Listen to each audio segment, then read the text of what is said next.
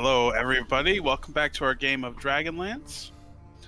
In our last episode, we ended on the plinth of a black stone obelisk, a black stone gate that our party had reactivated, discovering that it was in fact a magical gate with a sequence of runes they could use to transport themselves to another matching set of runes.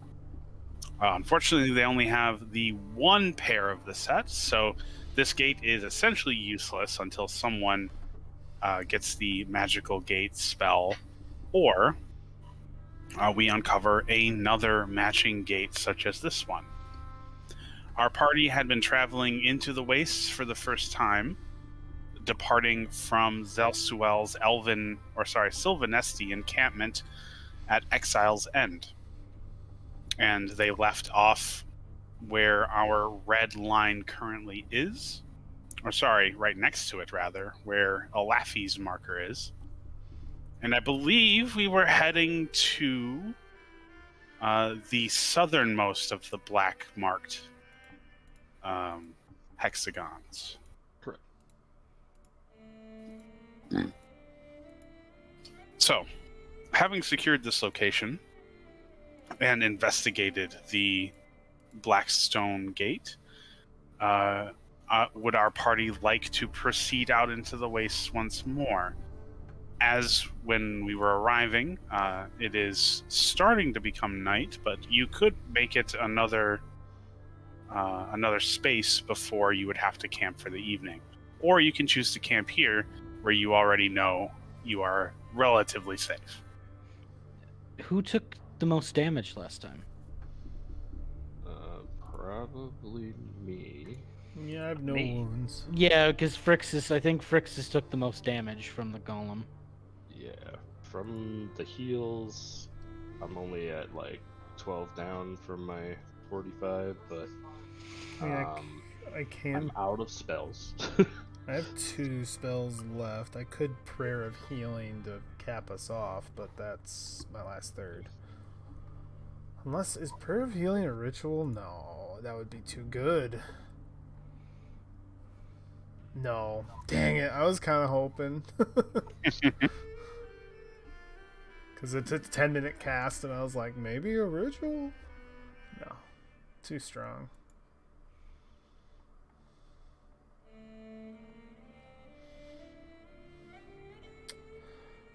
I think Josephine's fine taking camp here, or if we want to advance further towards another destination. I don't know that Josephine knows which one would be better. I don't know if anybody knows. I think it's all going to be opinion at this point. We don't have any major... We're trying to intersect, like, this area. We were trying to intersect them. I think we interacted, but we did run into them already, didn't we? You did run... Yeah, a small scouting group. I know that we're weak. Like I have 2 spell slots. I know a couple of you are hurt. I don't know if maybe camp is smart right now. But I'm cool to do whatever. Just know your healer's at like at a 4th of their power. Sounds like a healer problem. Oh yeah, I mean, we can go. just don't expect the shinies. Healer's out of mana! Yeah, I'm also out of spells, and my once per day stuff is mostly gone. Yeah, but that's the beauty of it. You get all your stuff back on a short rest. Not all of it. I get 2 spell slots back. That's it.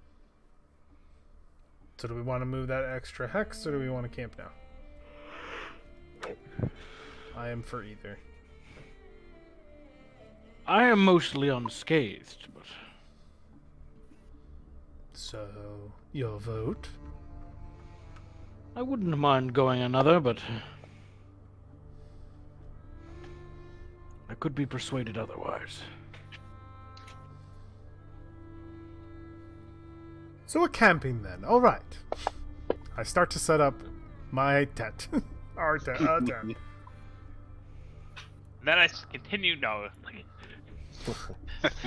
We'll start camping. I know on the party sheet we have stuff on the horses for like tents and everything. So need to get things off of there and probably do. Oh yeah, the party sheet has our shared Indeed. baloney. Let's see, where's that? Yeah, we got a lot of stuff. 2 tents, mess kit. We have 2 bedrolls, 2 blankets. Did I keep my bedroll on me? I can't remember. I threw mine on there.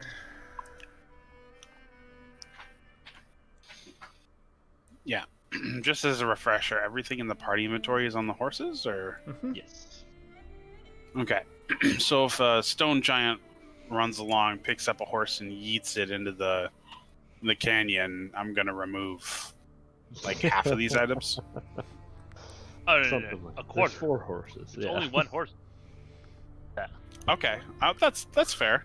Yeah, and I'll roll randomly. When to that determine which items are happens, lost. when that happens, we'll load our last autosave. Oh, it was at the beginning of the adventure. We're back in the fucking beginning city. Oh, I'm actually gonna load the last episode. Oh, our autosave. Last autosave was in Bulgar. That's what I was saying. That's what I was saying. Yeah. Well, yeah, we'll that's have a better playthrough this time. Well, I guess I know everything that's gonna happen, huh? We just beat the crap out of The rich guy. what's his name? He's the Karis. Bakaris, the elder. Just beat the. Let's Hello, go I'm after. Bakaris. Everybody dog piles on him. Just arrange an accident for him. Oh, you drowned. Oh, you fell and stabbed yourself 12 times. How did that happen? How did you manage that? Sometimes. Oh, we're not actually gonna stay for the festival after the funeral. We're just here for the funeral. Yeah, then we gotta go. Yeah, I pull the tent down and start helping to put the camp together. All right. Doesn't take long to set up camp and sleeping arrangements for the party. What would anyone like to do in their free time before going to bed, as there was still some daylight left when you decided to camp down? Polish up my armor, probably. Okay, so we'll see Josephine polishing her armor. I make arrows for Nimoy. Laffy's doing some fletching. He's been following us this entire time, so everyone knows. I guess I would like kind of poke around the ruins a little bit, see if I can find anything. Well, unfortunately, you would find just this immaculately well-carven obsidian stone gate that hums quietly with potential magic stored within its stonework. When you get close to it, it thrums to life, and you can see the air between the gate vibrating softly as if waiting to open to some distant location. Oh, so it's already predestined to teleport somewhere. In our last session, we Yeah. yes, I believe it was it Frixus or Laffy that stabilized it? Well, Laffy with I think Frixus. we did it together. Yeah. Okay, so the two of you working together managed to stabilize the magic, which was unstable until our party interfered.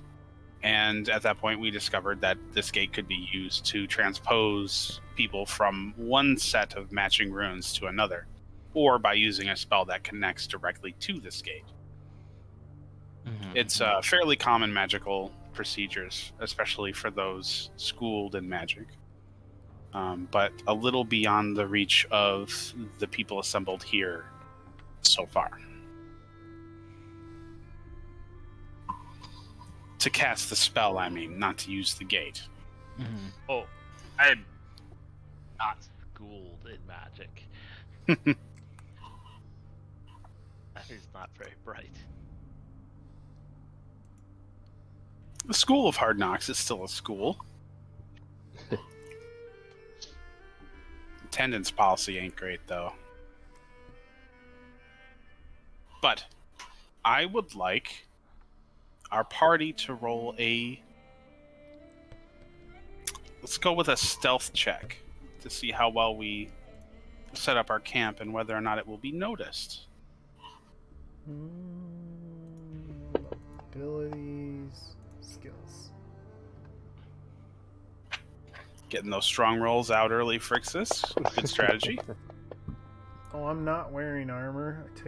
I am taking that off so I can sleep without exhaustion. So it's the first roll, which is 14. Nice, thank you. I'm stealthy. Mm-hmm. All right, and how will we be assigning watches throughout the evening? I would say Frixus deserves a good night's rest.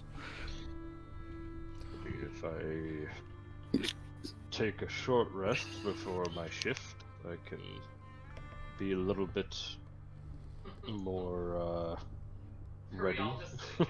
It will So go that Thrag, takes up a myself, Laffy, and Frixus. Excellent. Seems like a good idea.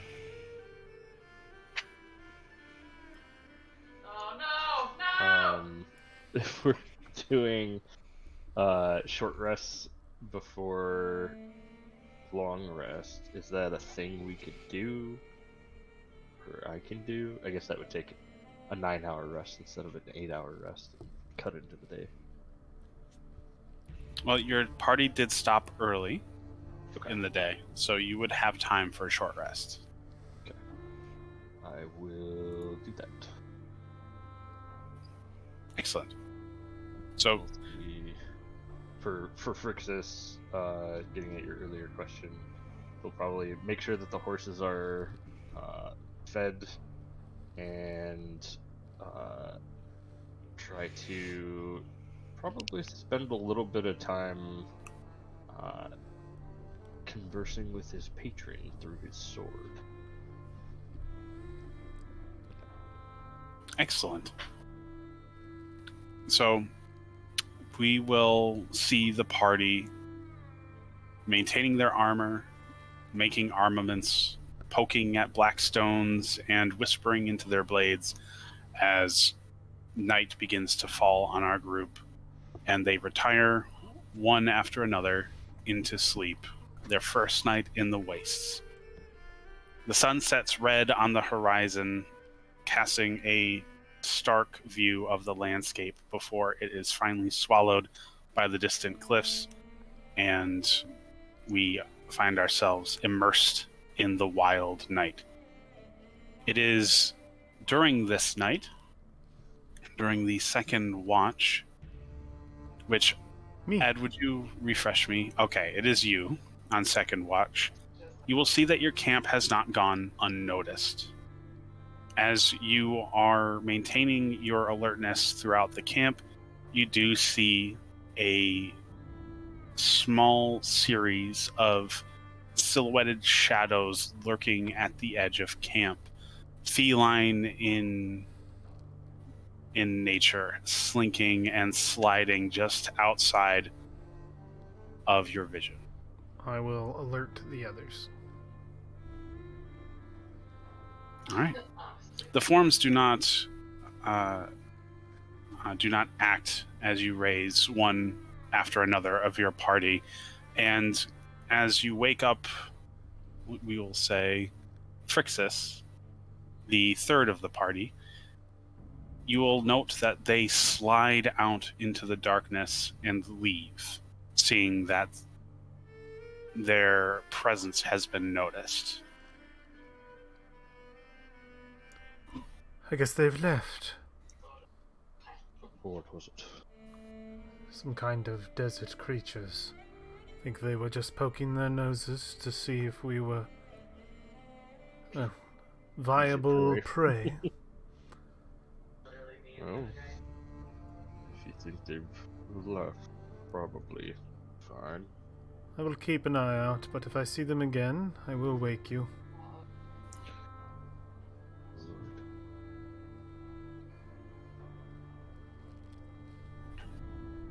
All right. So our party will return to sleep, though perhaps less restful now, knowing that your camp had been stalked by perhaps one of the predators of the wastes. But luckily, as watches shift, you will find that your camp is not accosted in any way for the remainder of the evening. All of you waking up to the early sunrise as light rips through the wasteland once more. Nice. And we begin our second day as camp breaks. Where would our party like to venture today? We hit the long rest button. I will do you that honor, yes. Yay. Menu. Rest. Long rest. Sweet. The Spectre, I believe, is gone. Yes. Oh, good. That dissipated at It was night. utterly disturbing.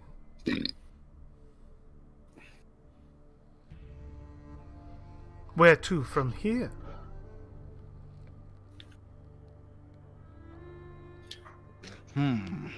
As a refresher for our party, the northeasternmost marking was described as a tower perched high on a cliff overlooking the ocean. The northwesternmost marking was one of a white stoned tower peeking out amongst the plateaus in the wastes. And the southernmost marking, which you are closest to, was a strange alabaster door half submerged in the waters of the wash, I believe deep within one of the canyons. We were heading for the door last time, if I recall. Yes. Yeah. So maybe we just continue on our way to the door then. We were also intending to look out for the path of The army. our quarry here. Oh, our yeah. quarry, yeah. The undead guy, but we don't know if that's a thing that he's with the Red Dragon army or not. We don't know. Yeah, it's true. All right. Well, Pack it up. Ilafi, were you wanting to check what the weather was going to be like today? I would. Excellent. Refresh my memory. Was there a role associated with that, or do you just have that ability? It's the look real quick. It's part of the druid craft cantrip. I'm looking real quick.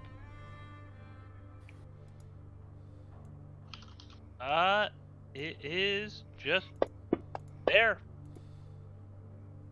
Excellent. Okay. So, and it's like just general weather patterns. It is you create a tiny, harmless sensory effect that predicts the weather at your location in the next 24 hours.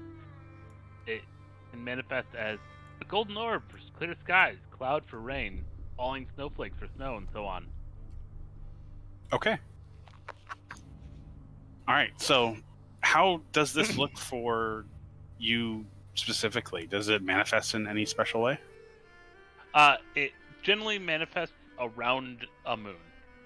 So, like, if it's clear skies, it's just the moon. It's so, like, the clouds will gather around the moon, sort of like that, sort of a feel.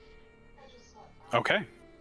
So, yeah, you will reach out with this power, and the moon, which yesterday was just a silvery glowing moon, is now rimmed with roiling windy clouds and what appear to be the rumblings of thunder strikes. Nice. I was looking forward to that. So this means if we get to our destination, we could be on a time limit here. Perhaps. Should we deviate? Perhaps go somewhere else.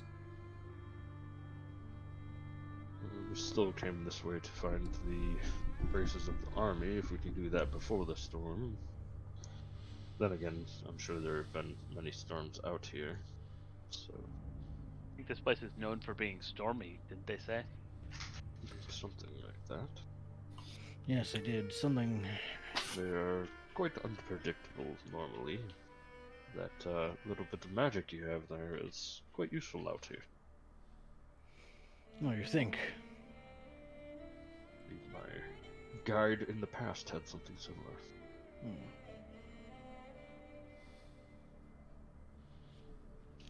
All right. So our party will continue heading west. We are, I assume, just following this river westward.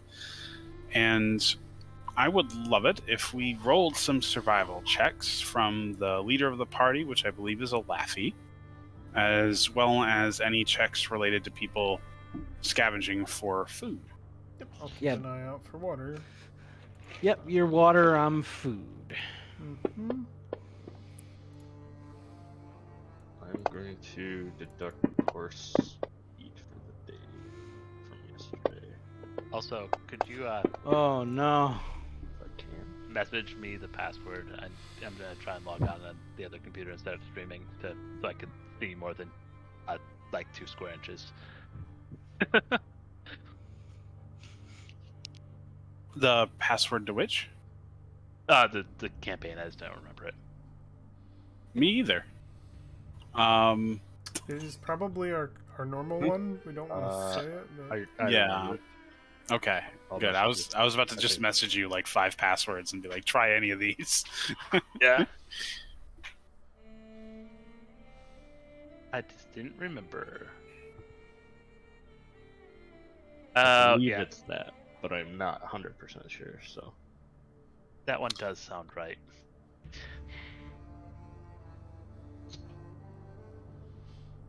Oh, good. I can start the launcher without closing the game. I was worried that that would potentially be the problem. If that password doesn't work, I can check myself. Before you wreck yourself. Oh.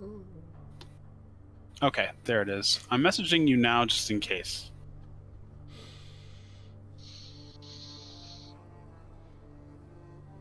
Yeah. The first guess was wrong. Oh, I guessed that. Why didn't that work? I don't know.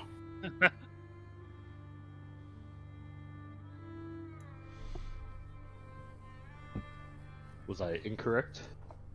You were incorrect. Rip. Oh, that's why. Yeah, exit first. 1 second. That'll do it.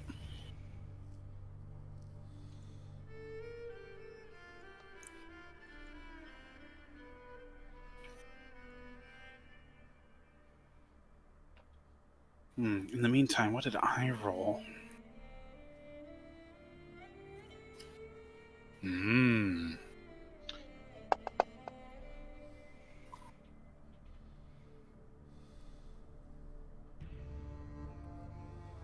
I don't like when the DM rolls 2s. Well, on D4s anyway. Why is that?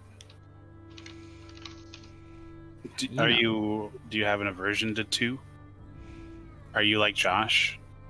Are you the 2-blade?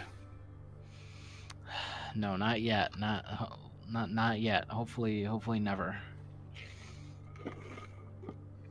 I'd be okay with 2s on D4. That's a pretty average roll.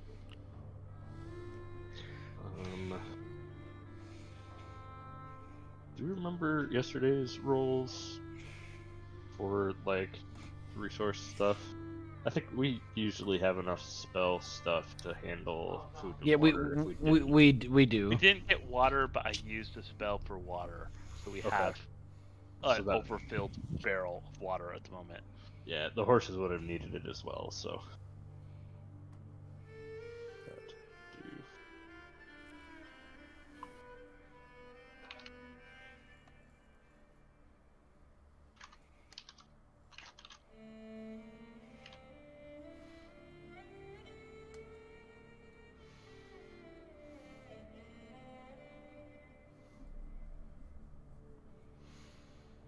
do. I'm loving this wasteland music.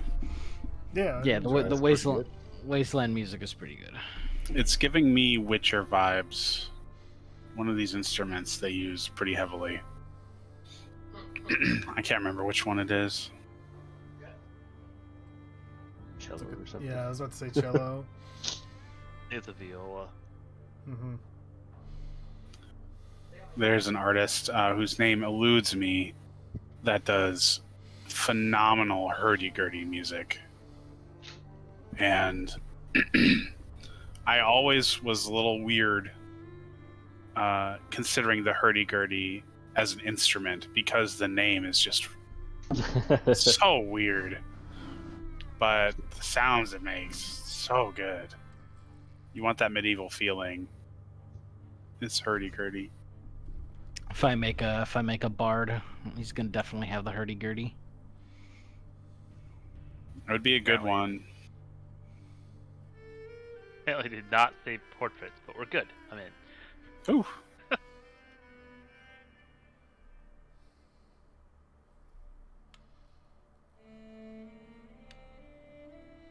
All right, so you are back, and our party is continuing their westward march into the territory that we were instructed the Red Dragon army passed through.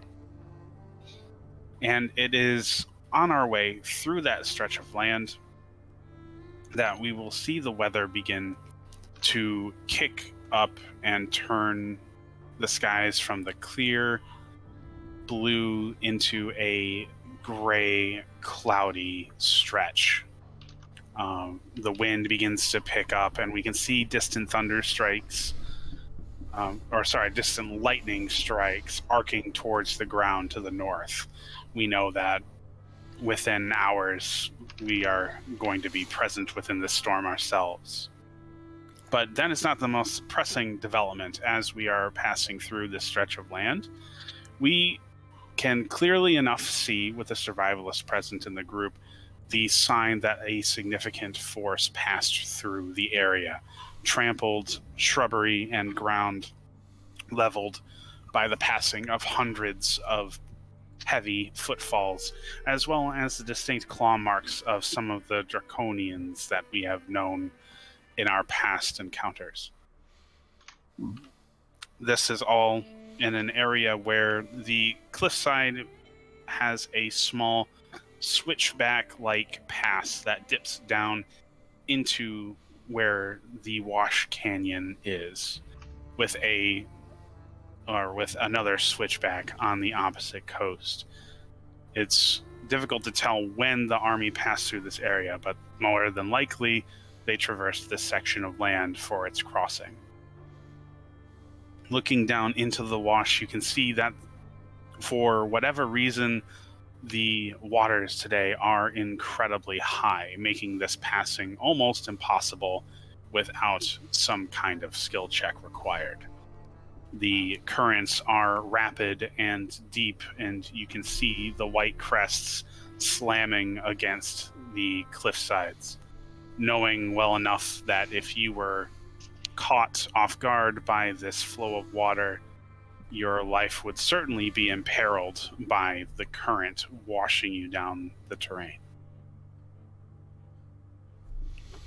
It is as you are inspecting this stretch of land that you hear the call of a horn, and your party is beset. You turn your backs to see a group of soldiers charging you from behind a nearby cliff face. You are under attack once again by Red Dragon forces. Give me an initiative roll. It's in there. We're prepared. Look how prepared we are, Thrag. That's a 13 for me. I didn't do int.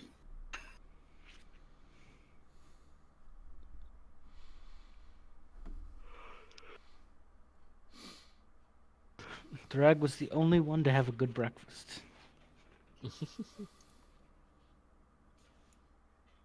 You're the one collecting food for us. Were you holding out? Yeah, he only gave himself a good breakfast.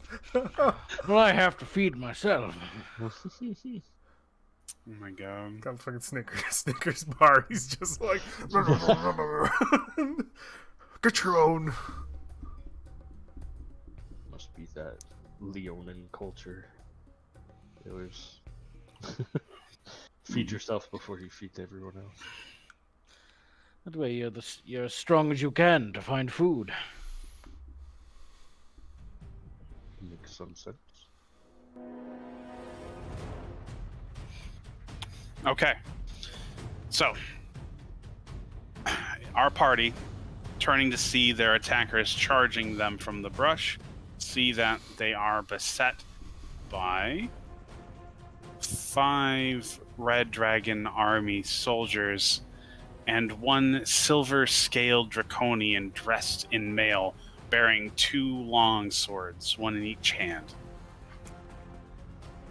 See, Let me... they got a good breakfast. Yeah, they did. Okay, who are we targeting first? You, Oh, never mind. whoever's first picks.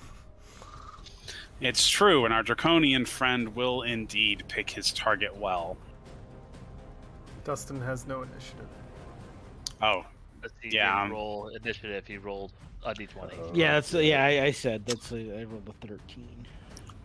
no, you are rolling your initiative, so you appear automatically, and I don't have to do the work, Thrag. Okay, all right, fine. I mean, if Use it's a better... the functionality of the website, Thrag. Even Nice, better. excellent. That's a wonderful initiative. Now that you're on the initiative board, though, I'll give you the score you rolled before, because I'm a understanding DM. Thankfully, party members win ties, so you still go first. So it didn't matter. It's just cheeky. He just cut you down 3. It's the point that matters.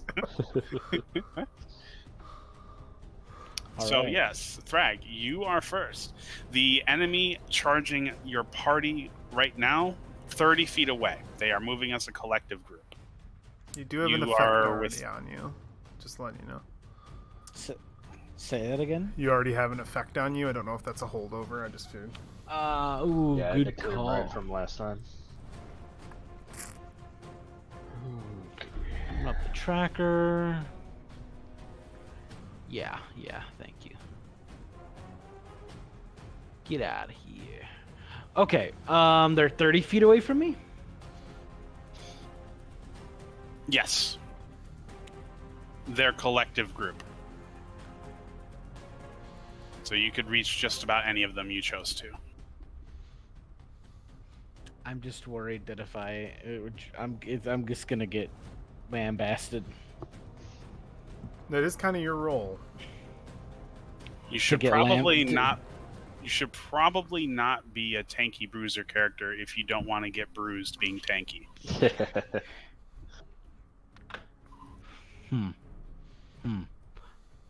Thrag's going to rage. Good choice. Our barbarian is raging. Go get him. I What are would these never tactics? What are these tactics? I've I'm never just gonna seen bone this it. before. Thrag is gonna bonus action rage, and I'm going to the Sivok, the Sivok Draconian. Is he new? Have we ever seen one of those before? No, they're new. Yeah. Well, in he's- that case, let's share his picture. Please. Ooh. No, we have. I They don't train- remember. We've seen him in the fort. The Oh yeah, he beat The my one that ass. transformed and yeah. Yeah, he I beat me think into so. submission. yeah. Thrag is just gonna run up to him, and I was supposed to die to him. I'm going to do a Knight of Solemnia precise attack. Yeah, I'm gonna do a precise attack, but I'm also, because I'm attacking first, I'm gonna get Divine Fury.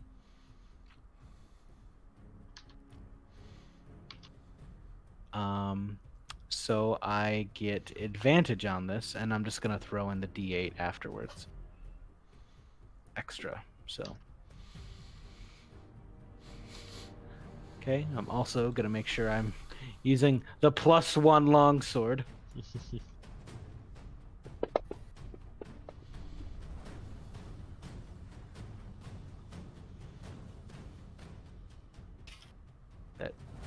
Did that hit? There it goes. Okay, there it goes. Yeah, there it is.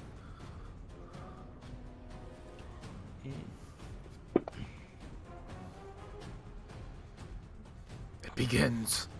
And then an additional He is heavily wounded. 1 damage. And then Thrag will make a average attack. That is not advantage. That's a Attack roll. all right. Undo the. How does that do 10 damage? All right, undo that damage. Mm-hmm. All right, sorry. Hit the wrong button.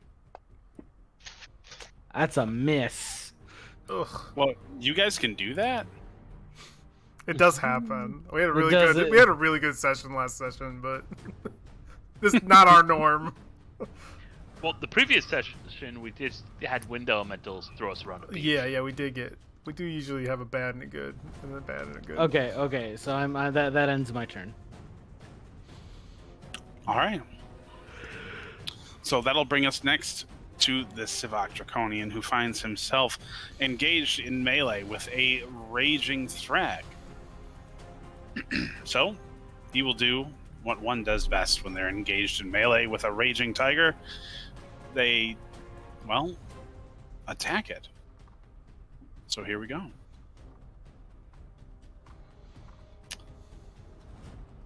Target Thrag.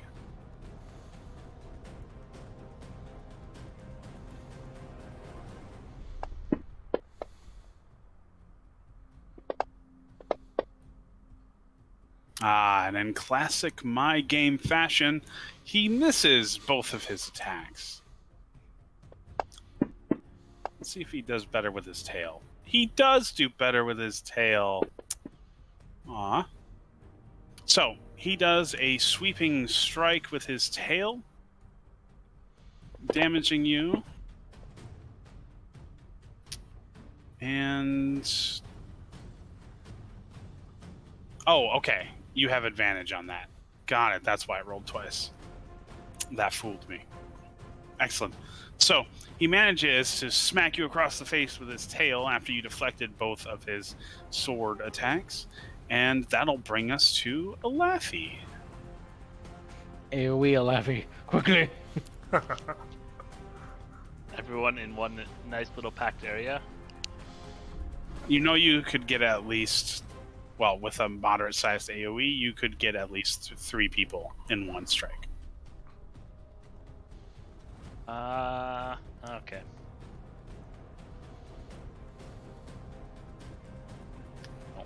I'm a druid. I don't have moderately sized AoE.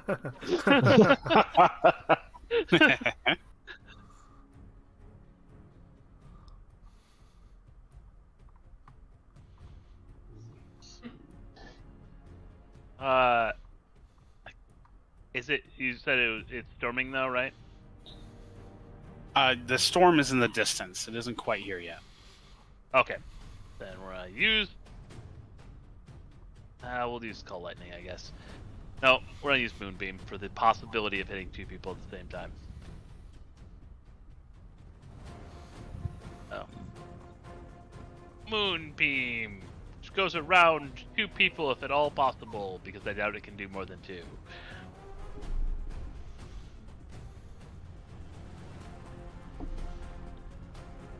That's all that happens with Moonbeam. But, and then, I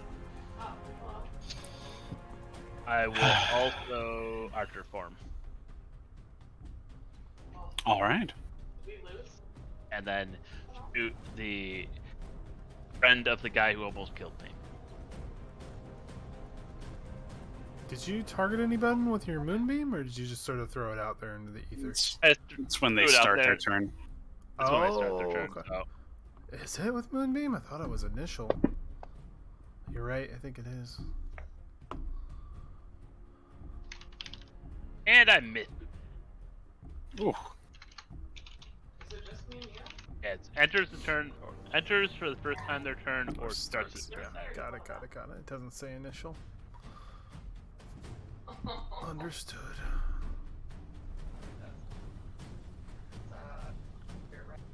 All right. Laffy, I believe that's your turn. Yep, that's my turn. Oh, Okay. I back up 30 feet. Oh, okay. Yep. You move back 30 feet. It is now Firaxis's turn. There's an extra syllable in there. Paralysis. I'm gonna.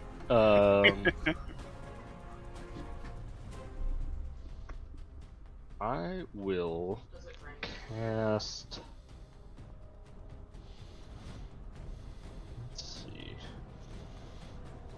I'm gonna cast Blur on myself. Which. I've got some distressing news to share with everybody soon.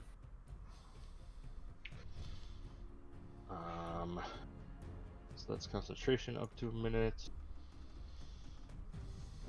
And essentially they get disadvantage on attack rolls against me. If they don't rely on sight or they can see through illusions, as with True Sight, they are able to negate that, FYI. Okay. I don't know, because we know these guys are illusion dragons. If that would apply. Figure I'd throw it out there. But Thank you. I will run out to let's see. I would like to position myself so that the soldiers would have to kind of run past me in order to get to our back line. Essentially setting myself up for opportunity attacks, but like space myself out from Thrag so that it's either him or me will get one and cover more distance type of a thing. Okay. So, that's my intent. So that's action and movement. Can't do bonus action because I've cast spells. Cool. That's it for me. All right. All right, now it is time for the meat and potatoes of this engagement. So, Which two would you like mine to be around for now? yeah, let's just have it hit the first three. That makes sense to me. Okay. It's only a 10-foot circle, like diameter, so two would probably make more sense. Oh, okay, yeah, we're gonna go with two then. Let's see. If I... I'll do that first two just as simplicity. Oh, good. Oh, good. Yeah, you can force them to make those checks for me. I appreciate that. 2 failures. Woo, beefy. Oh! All right, so we will watch these two men stagger out of the moonbeam as it has seared both their armor and their bodies, barely keeping it together as they lurch into combat. They spread out, go figure, and will throw... They're going to move 30 feet. They are going to attempt to team up on either of our melee people. Yeah, since you almost killed both of them, you're going to be the priority for their attacks. So they are going to charge out of the moonbeam, splitting up, so only one of them will get baked next time. And they are going to throw javelins. You are outside of their optimal range, so they will be incurring disadvantage. However, it is at this moment I am going to share some distressing news with all of you that you have been playing on easy mode. I decided to finally look up something that had been racking my brain for a long time. And that was a particular rule that I thought was cool, but didn't apply at any point in the campaign ever. So I thought it was weird and attributed it to maybe something coming down the line. And that is going to come into play now, as he has advantage right now. He is inspired by the presence of a dragon that is on the battlefield. We did that before at Wheelwall Castle. Yeah, but it was Yes. only the flying ones, not the individual it's little just any dude. dragon gives an. Okay. Yes. No, because in my head, being the technically, I am not technically minded, but I try to be. I remembered that these draconians are humanoids Mm-hmm. and not dragons like dragons are. But I decided to look it up. They actually also count as dragons, which means every soldier that we have ever fought in this campaign, with the exception of one encounter, should have been doing everything they were doing with advantage. Oh, jeez. So, fun! Right. So we need to kill the Draconians first. This... Yes. Understood. Well, I mean, to be fair, that's what you have done every single time anyway. That's but fair. they are unique and therefore must die. They stand apart from the ranks and incur fire for it. Do too much damage. They're too scary and they need to die. Yeah, that. All right, so 2 javelin tosses from this gentleman. One is a hit. A searing, flaming javelin strikes you and deals 8 damage. All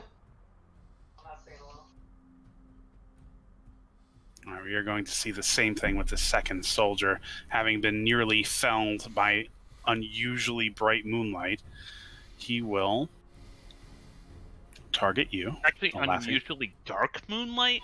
That's true. I got hit by a black light and it really hurt. He is going to do the same thing. Disadvantage is being canceled out. 2 normal attacks. One of them is hitting. So another searing javelin that strikes you at range.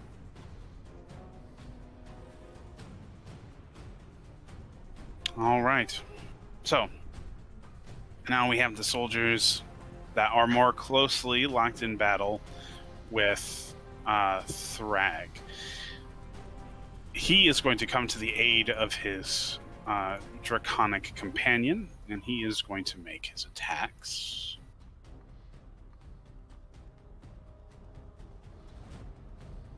Target Mr. Thrag. Throw on advantage. And that's a miss. And we're going to attack again for multi-attack. That's a hit. For 7 damage, taken down to 4 because of resistance. And it's going to be the same song and dance with the next 2 gentlemen. They are going to surround Thrag. And hopefully do the Fire Eyes proud. Quick advantage. Miss. Miss. I would like to remind our party how phenomenally lucky they are that I am their DM, and that even with advantage, I still miss the majority of attacks. Who knew the easy mode was always you? I am the easy mode. Sorry. Oh, this is before we get our ass beat for sure. Kyle, the easy mode was in you all That was along. within you the whole time. And that's another miss. There's.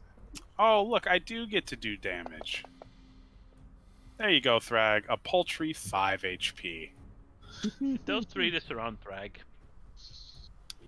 They are all, like, equidistant around him. Yes.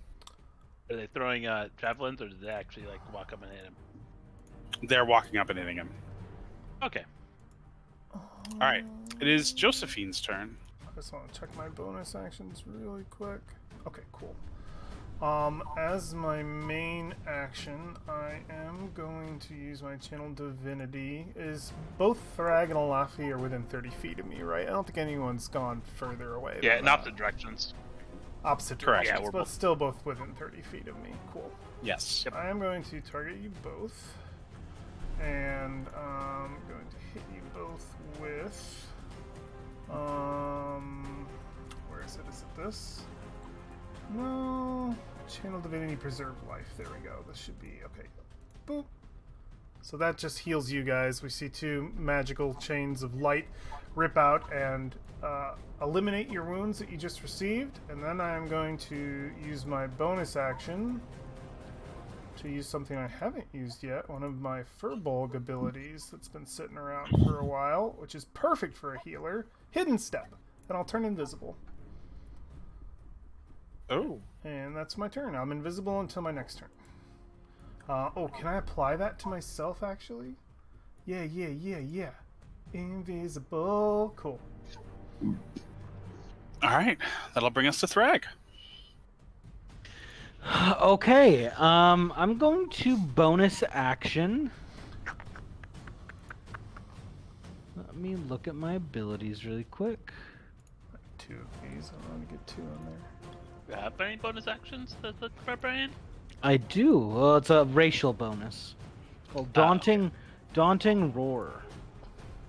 As a bonus action, I can let out an especially menacing roar. Creatures of your choice within 10 feet of you can hear you must succeed a wisdom saving throw or become frightened of you until the end of your next turn. The DC equals 8 plus your proficiency bonus plus your con.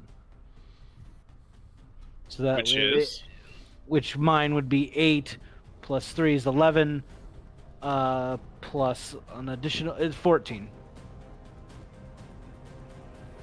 Mm.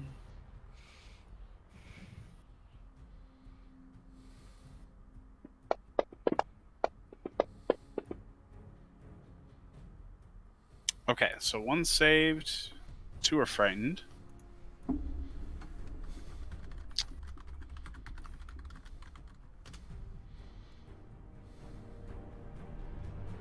Okay.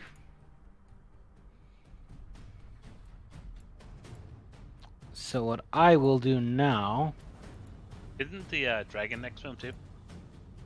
Yeah, he needs to make one still. I'm just working on adding all the effects to the soldiers currently. Oh, one saved. Number 4, probably. Oh, yep, you're right. Okay, and then pull this guy up.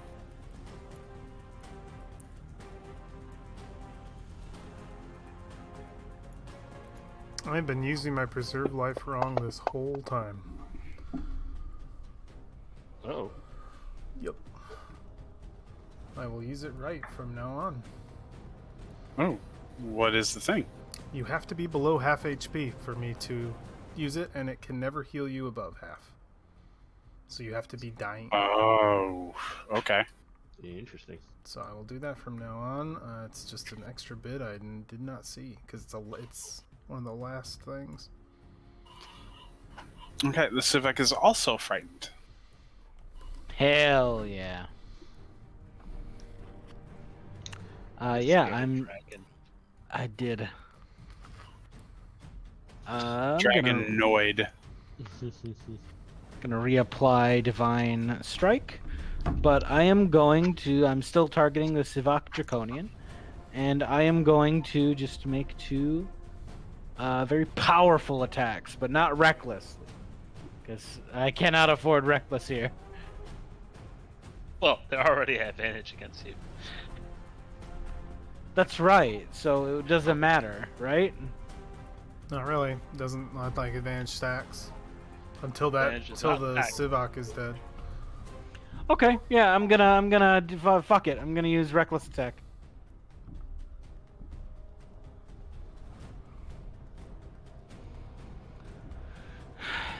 Attack 1. Okay, and that's gonna be another 18 damage.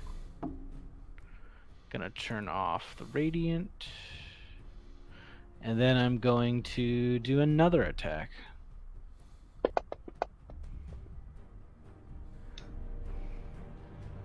Ah, no, I wish I had a crit on 19. Okay, I'll do another one.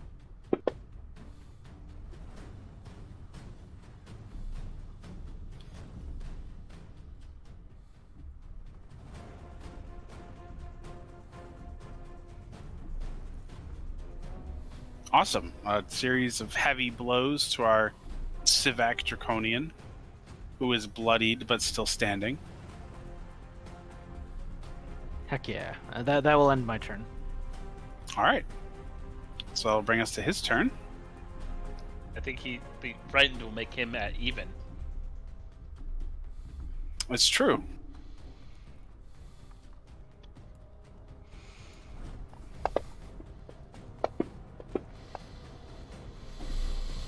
Oh, wow. 2 hits. Oh boy.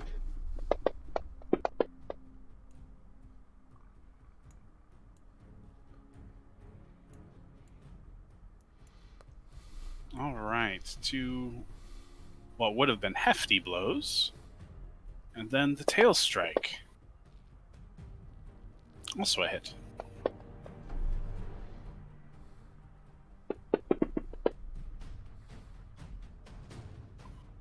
All right. So he responds in kind with his own deadly flurry of serrated blades and striking tails. But you weather a majority of it, your rage fueling your resistance to blow. Nice. And that will bring us to Laffy's turn.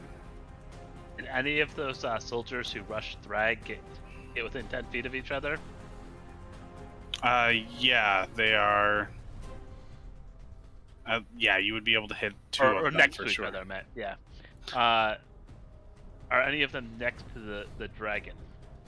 No, they are equally spaced north, south, east, and west around Thrag. It's a triangle with Thrag in the middle. Yes. And I will. I'm gonna move my moonbeam to those guys instead this time. Drop these 2.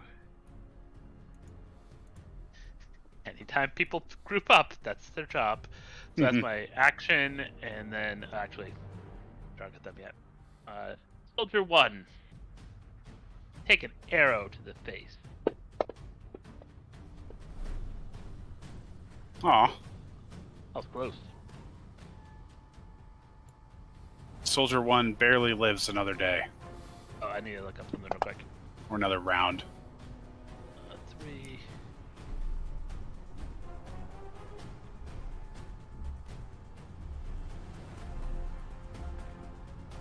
One real quick thing. I forgot one of my abilities.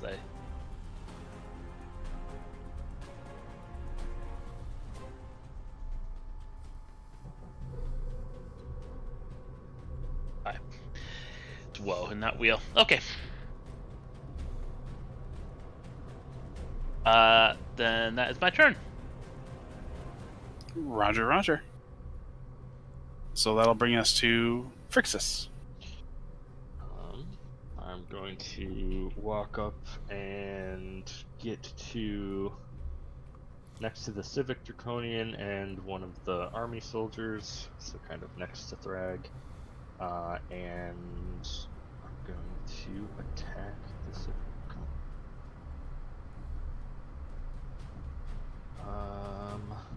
Let's see.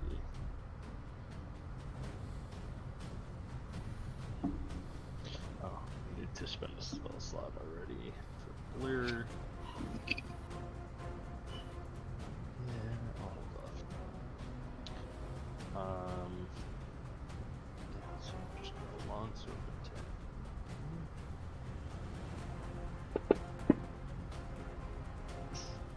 Alright, I'm gonna spend a magical balance to make that a 10, so it'd be an 18 to hit. 18 hits.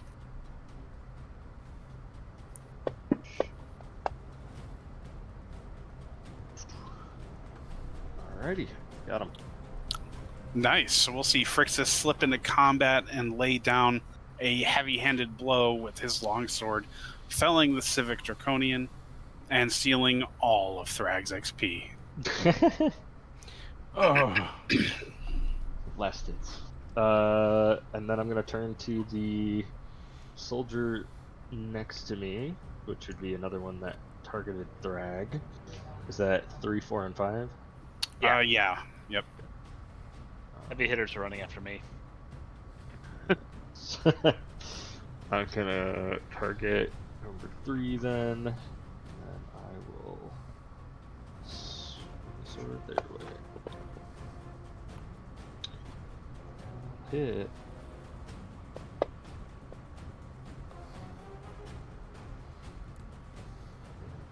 will deal 6 damage, and I believe that is my turn. All right. So we've got this Dragon Army soldier who's been running after Elafi. He's going to use his movement again to chase down our centaur friend. That will move him into attack range. So he will not be at disadvantage when he makes the ranged attack. And he is still targeting Elafi, so normal strike. Normal hit with a flaming javelin, and then we got our second throw, which is also a hit. These aren't with advantage, right? These are not with advantage, they're just normal multi-attacks. Got it. Okay, we've got the second soldier wanting to do the same. He's going to chase down Elafi, moving into optimum range, and throw 2 I just javelins. realized something. I forgot to do something. I'm gonna do real quick here before any things that matter happen with it.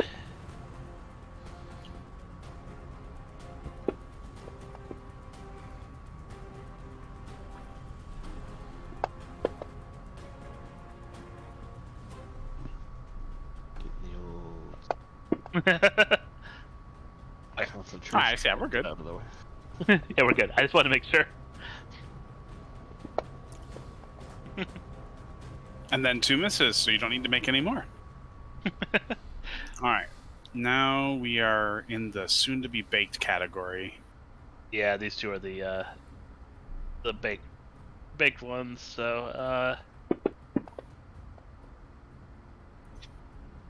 1 success.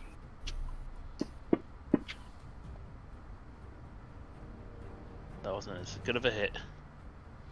No, these guys aren't going to be immediately microwaved. They're a little cooked. Oh, 30 seconds, you know? All right, so they lost advantage from their Draconian falling. But they got it back. But they got it back because, Thrag reckless attack, so they are going to be making normal strikes.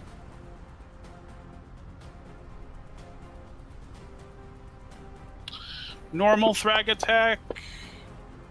Why did that roll? That one's right. The other two should make normal. Yeah, because the That other one's two not are frightened. frightened. Yeah, that one is not frightened. So it gets advantage because Thrag is reckless. Okay. And the other two won't. Alright, here we go. That's for that attack.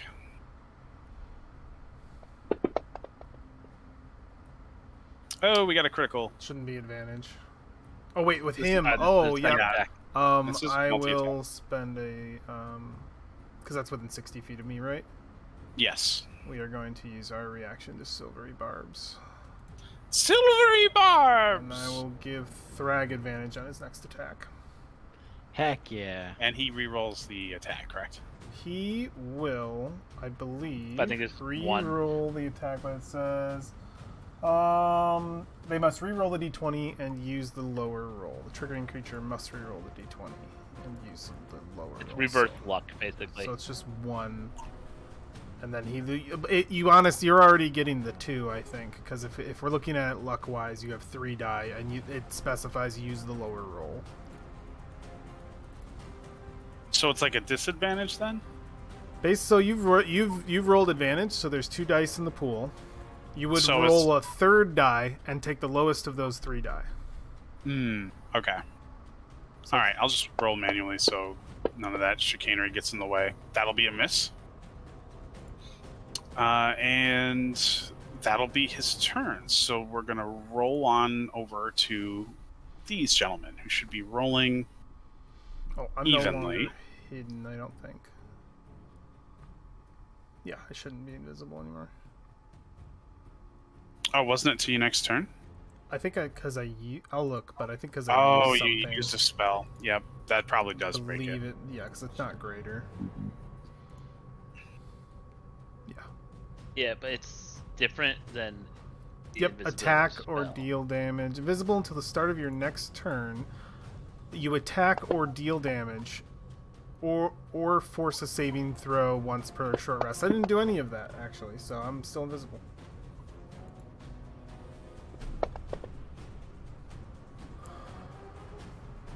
Okay, it's another hit to Thrag.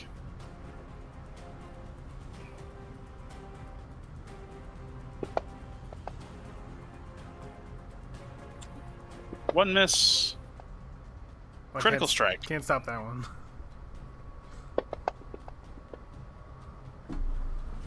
All right.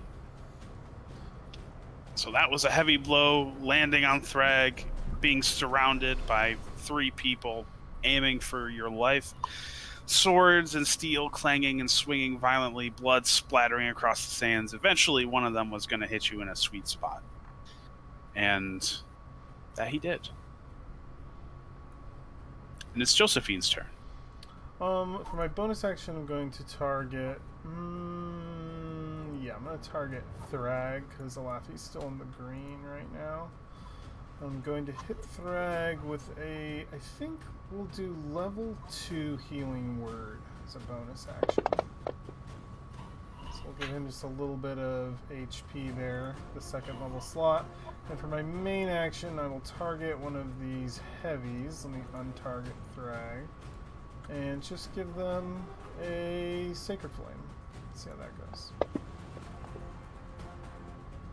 He succeeds, so my turn is over. Thrag, you have advantage on your next attack. Let me see if I can give it to you. I cannot give it to you, so you'll have to click the button advantage. It's just your next one attack.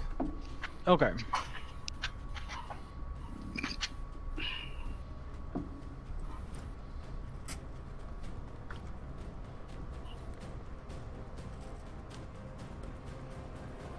And it is your turn. Okay, yeah, it's my turn. Okay,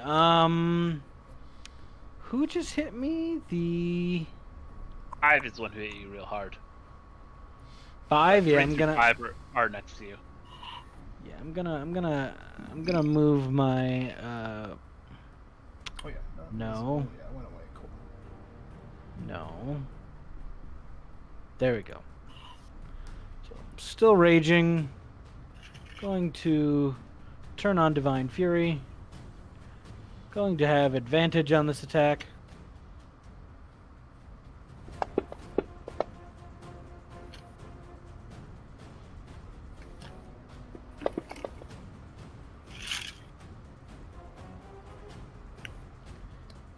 Damage. Whew. And your second one will not have advantage.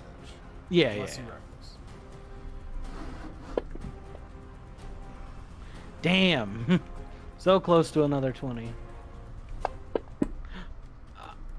Drop one point. It doesn't matter. It You does not beat it matter. By 8. Yeah, I think he died. He is dead. That'll do it. Excellent. So, one of the Dragon Army soldiers falls to the ground, crumpling under Thrag's furious assault. Mm-hmm. He dared to critically strike. That was a That's mistake. really nice. 3 and 4 didn't move. I do not like bad touch.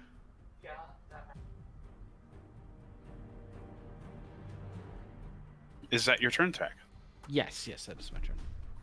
It is Alafi's turn to bad touch. Well, 3 and 4 didn't move, so I'm not moving my Moonbeam this turn. target 1 as first with a 3 and 4 have taken the calculated risk that mildly baking moonbeam is not going to hit them as hard as a reaction from Thrag would. They only got 30 seconds. 5 minutes. I am going to charge at Soldier 1, I guess, because I'm trying to be scary. And I will hit. Ah, It was on Really? that It was- 16. Yeah. It was hovering. I do like we all That see the makes same sense. we see the same dice animation, which is fun. Yeah. Yep.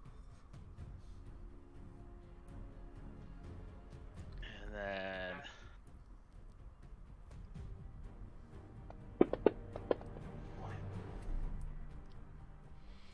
I'm missing with the second one. hmm. I understand how you feel. Yeah. Oh. What was the spell? The Scorching Ray. close up. Sorry. Not you. That was just Kyle's reminding me. Aw, that's not what I was thinking about. so that's Thank you where for- that's where I went. I'm Thank sorry. you for reminding me. Fuck Scorching Ray. I was thinking it from player perspective. I was like, what? Oh, yeah, Scorching Ray. Alright, that is my turn.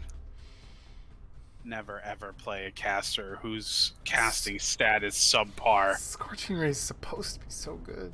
I had a wand of War Wizard. I know. It should have hit. I know.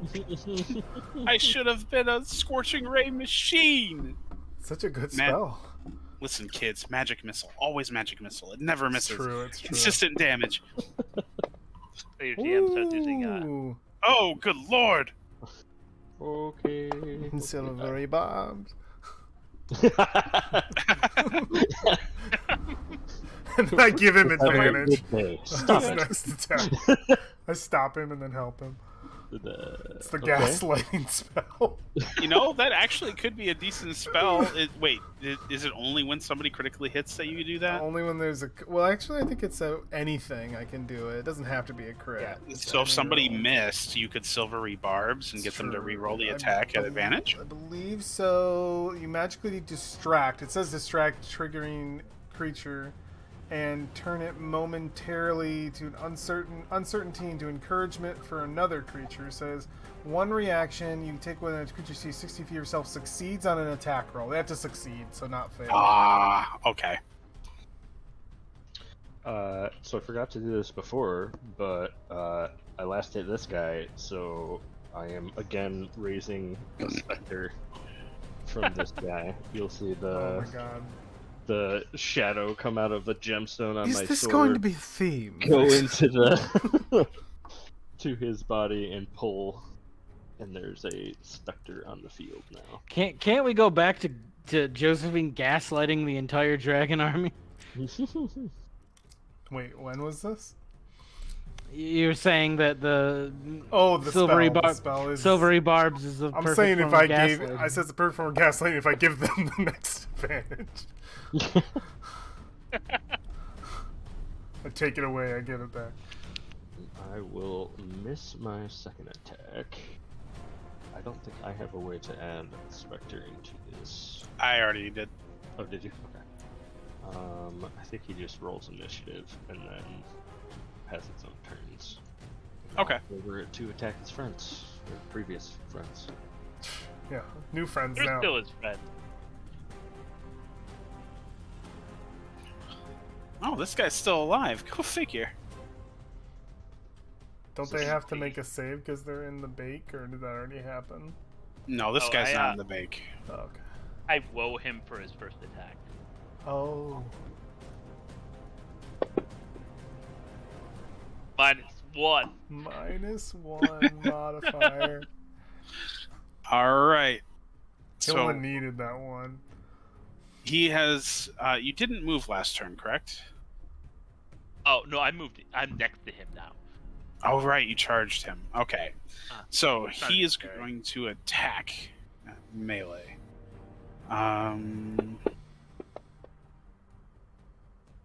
So does a 17 hit? Because he's got that -1. Does he just Yes, that's miss? 16. Dang it. He That would have been just really hit. funny if he just missed. Okay, so 2 attacks. He Hey, will that just one- miss that second one, right? That one just misses. Yeah. Nice. So he'll only hit you the one time. Ugh, goodness. Ooh, that was a heavy hit. Totally fine. Alright. Next guy, he is close enough that he is also going to close into melee with the Laffy. So 2 longsword attacks. These aren't at the -1. So just rolling normally. 2 misses. Good. They are giving you back what you have given them. Another turn of life. Alright, this soldier is dead. This one is still alive. Ish. Still alive there. Yeah. Thrag, you did. Yeah, let's see. Oh, that's Let's the see if wrong he one. gets baked to death. Oh, was it the other 2 that it hasn't been moved yet? It was 3 and 4. It was 3 and 4. I just forgot to. That was the wrong guy who read the save, but it doesn't matter. They're all the same. Okay. I was just reminding myself so I would. Ouch. Okay, so he's still alive. He's working on it. This guy is all right. me and Thrag. Yes. Thrag, you did not reckless attack? No, I did not. Okay, so he is making these attacks not at advantage, at disadvantage. Eh. Ah, 2 misses. Who could have predicted this result? Me. All right, so both attacks from a frightened, shaking, quivering hand miss. And it's Josephine's turn. I will target a Laffy and do a healing word at level 1. Just to take off a little bit of the heat. And then I will target this first guy and get him with a Sacred Flame. Oh, he failed. Yay. Burn alive! Sacred Fire of the Mother. Those guys only took radiant damage. That's true. Thrag's turn. And you're coming at me for raising a specter? They were taken by the mother's embrace. You are making their lives torture in the afterlife. Well, we're sure this isn't the same one. It Same- did disappear last night. All right, it is my turn, right? It's It true. is not. It is the Spectre's turn. Oh, Spectre. Yes, and he is going to, I'm assuming, go after Soldier 4 because he's right there. Yeah. Logic.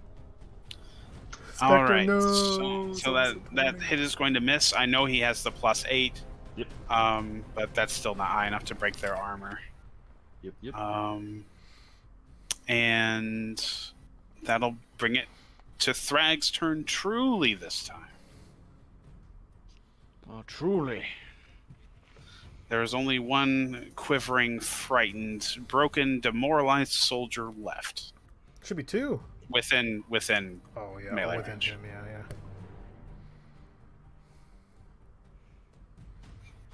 He's gonna target Dragon Army Soldier 4. You should step out of melee to give him an attack of opportunity just to feel nice. I don't know. I think I'm just gonna What- attack. What a power move that would be, though.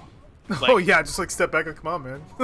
Yeah, like he's frightened. You know he's gonna attack you at disadvantage. Try Like take it. it. If we're the bad Take it. guys, sure. Like, yeah, Take the that reaction, would bro. be that would be a villain move. Like, try it again, harder this time. I'll let you hit me. If he had a ranged weapon, Thrag had a reach weapon, that would be a real power move. Hmm. That's true. Hit him Okay. Gonna just swing my. Oof. No. Oh. I put my armor on. Oh my god. Oh my god. Oh. Thrag is counting. Next one will be 3. Little did Thrag know that this soldier was actually a practicer of the frightened master martial art. He's like, no, no, no, no, no, no. Please, no, no, no, no, no. All right, a Laffy. Alright. Are you going gonna get a double kill here? to kick this guy in the face. Ah!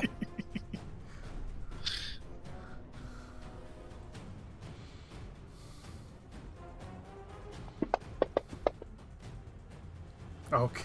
Wait. Alright, Oh yeah, there we go. There we go. There's... All right, he's dead. Boom. Another- He's probably dead already. Another one of Thrag's kills stolen at the last second.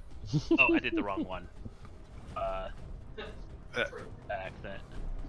Oh well, he's dead. Unfortunately, I killed him. He's off the board. It's canon now. Apologies. The first attack was supposed to hit the one next to me, but I guess I just stole Thrag. All right, let's see. Is that everything for your turn? Yeah. All right, Frixus. Alright, I suppose I will run over to Soldier 2. He is 60 feet away from you, so might be a little out of range. Okay, so I will walk towards Soldier 2, and then I'll Eldritch Blast him.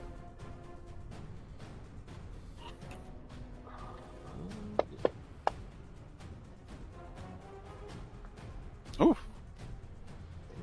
Second beam. Silvery barbs? Give him advantage. That's the power move. I say, try again. All right. So the last soldier falls, but our party has gained a specter for it.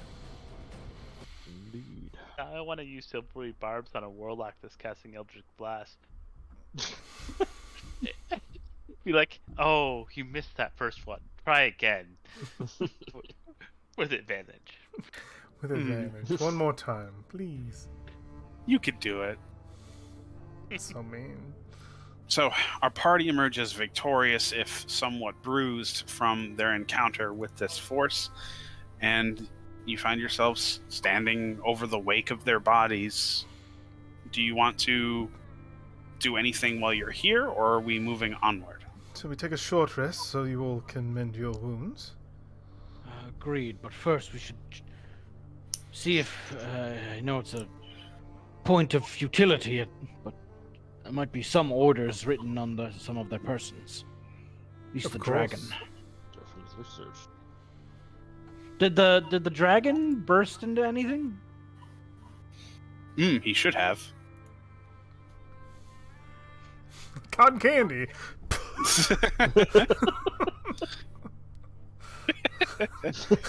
Yeah, I totally forgot to do that, so Would have been good on you. me and Thrag.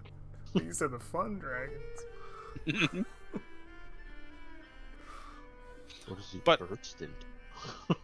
Searching through their bodies. Well, unfortunately, he didn't burst anything this time. We'll have to remember it in a future engagement. Right. But searching through their bodies, you don't find anything of note besides their gear and equipment, and about 2 days' worth of rations for their party, which would equate to 4 days' worth of rations for your party. Nice. I just noticed a unique map marker illustration. There's like a swamp here. Anybody else see that? I'm pointing at it Where? with an arrow. Oh, way up there. Huh. I did not notice that initially. Oh yeah. Oh yeah, what's that about? Interesting. You said 4 rations. Can you increase that from the party sheet? Because I am locked out of changing numbers. You can put it into your thing, Oh, and then yeah. put it into there. You can only pull in and out. I don't think you can change the numbers in the party sheet. Okay, I can handle that then. Okay.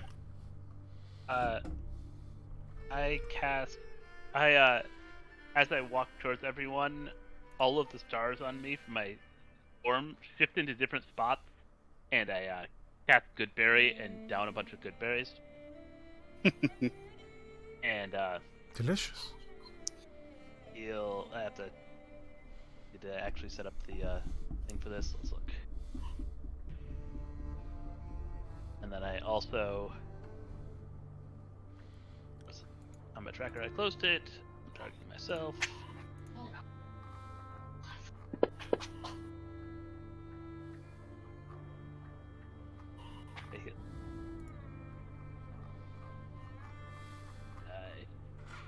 I'm down to 4 wounds, and then I do the same thing. I hand Thrag 10 good berries, and using a level 1 spell, since we're about to.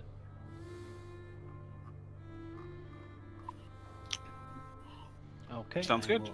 I will eat 10 berries. Thank you, Nice. Alafi. And Thrag also gets one of these. There we go. Fully healed.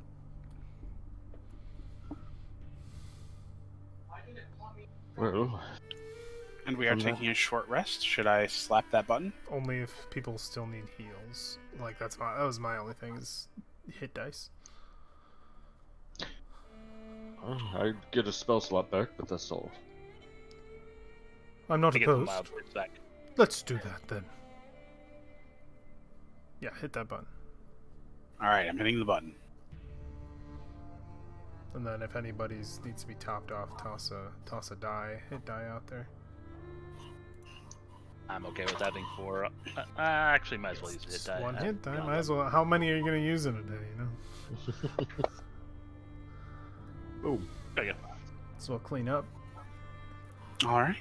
So, over the course of this hour, we will see that rolling storm in the distance meet our party as we are dealing with a slow and steady drizzle of rain with loud and distant thunder strikes rolling across the wasteland. Shall we find cover, or are we just going to move through this? Well, As we're long as we stay out of the valleys. kind of stuck for the day. If that's the case. We have to wait for this to clear out to get to the door.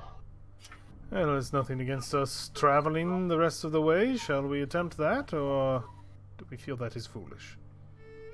We travel as far as we can up to the crossing, but It is but a drizzle. Isn't the crossing all like white watery though? The crossing to get to the other side of the river is white watery, but your destination is still 12 miles west of here. Oh, then we should Oh, continue okay. going. keep going west. All right. Although the rain and wind does make your party rather soaked as a result of travel, it doesn't hinder you in any way beyond just being uncomfortable. Do we get the sniffles? Everybody roll a constitution check. Oh, Rolled enough really? of those today. For being out in the rain. Just Oh. a save, or just the con check? It's the same for me. It doesn't matter. Yeah, the constitution Okay. save. I actually have a +6, but Okay. So all of you have managed to stave off over the course of traveling through this wet and rainy weather the common cold. What about our horses? That's true. You know what? I'll roll those checks. I see a sick horse. Okay. Yeah, you've noticed that one of the horses has taken to just politely every once in a while. Perhaps it's sick. Ambiance. I might have to cast Speak with Animals soon, just so I can see if that horse coughed in a not horse way. Oh, yeah. Wait a minute. Civic Draconian just hiding as one of our horses. We knew it! All right. So, Couldn't tell by riding on them?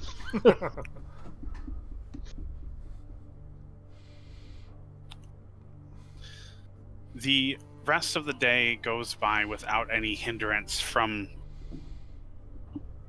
the natural denizens of this place or any interference from the Red Dragon army. You do eventually find yourself sitting at the top of a cliff looking down into the space where you were told there should be a door.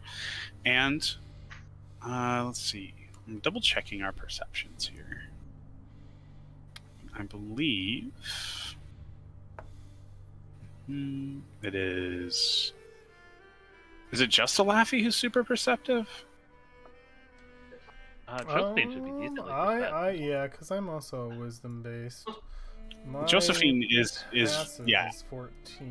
My skill is 4 plus 4. So All right.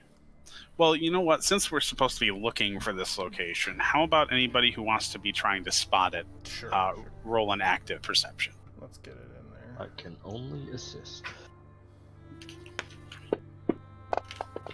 You can So- assist me. Yeah, system. Hey, it's my passive.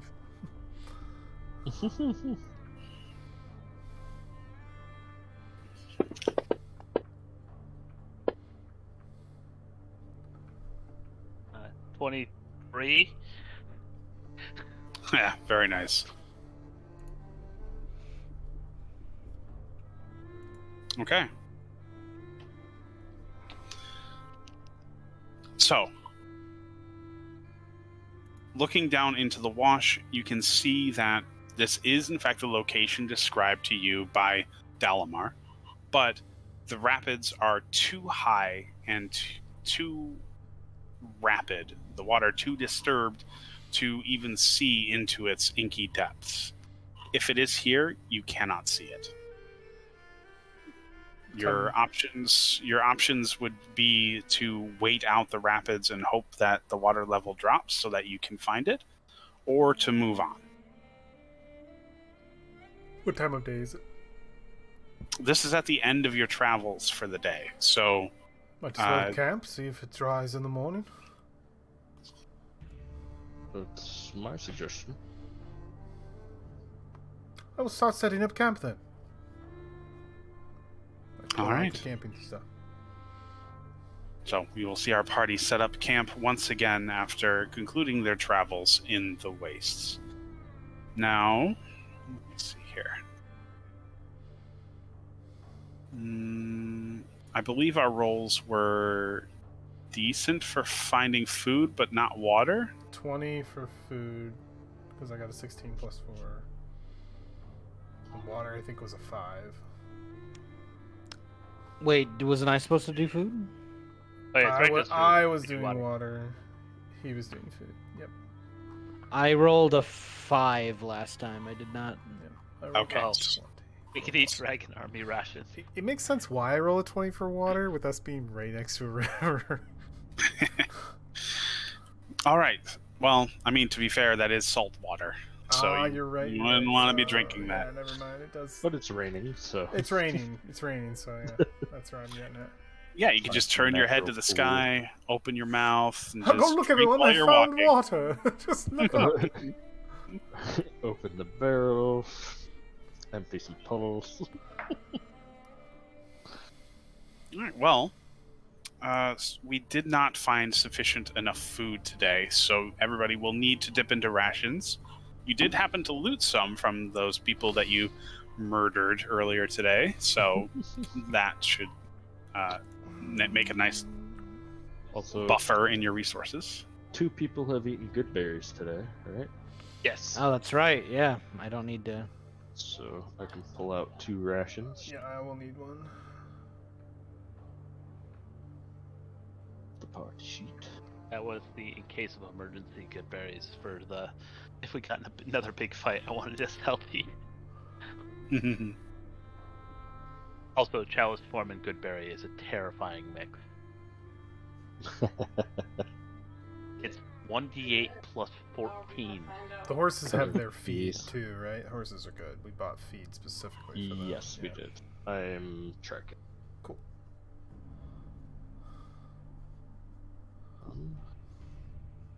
Had a note open. Where did that?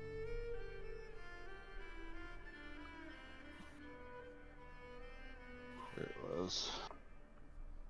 And then we.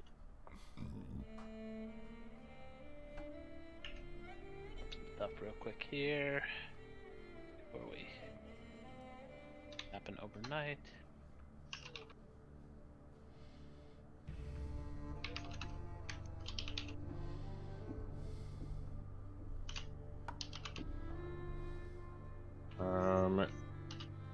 How much water did you get? Or does it? I don't know. Was there a thing I needed to roll for how much water, Kyle? Or it just No, meant it we would had have just water? been enough for the day. Okay, got it.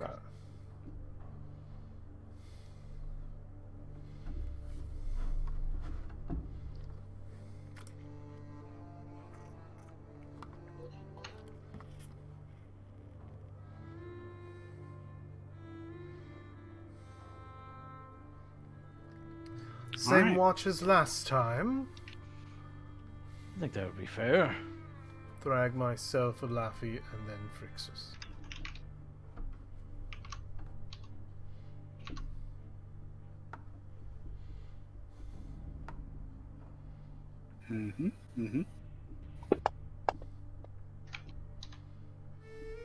Okay. Would anyone like to do anything in their camp before going to rest? I buff out my armor. Frixus would actually approach Josephine. Say, Josephine, I know we've traveled together for a bit here. Oh goodness, that spirit isn't with you, is it? No, I've tried to keep it at a respectful distance. Thank you. It is looming far behind his shoulder, like you're playing Baldur's Gate and there's just somebody wandering around back Right, there. they're just doing circles in the background. I changed out one of my prepared spells for water breathing, just in case we need it tomorrow. I've been wanting to ask you. One of my areas of research is sources of magic. And so I've been wanting to ask you about yours. The mother! You wish to speak of the mother. Well, come and sit. I'm actually preparing a sermon right now.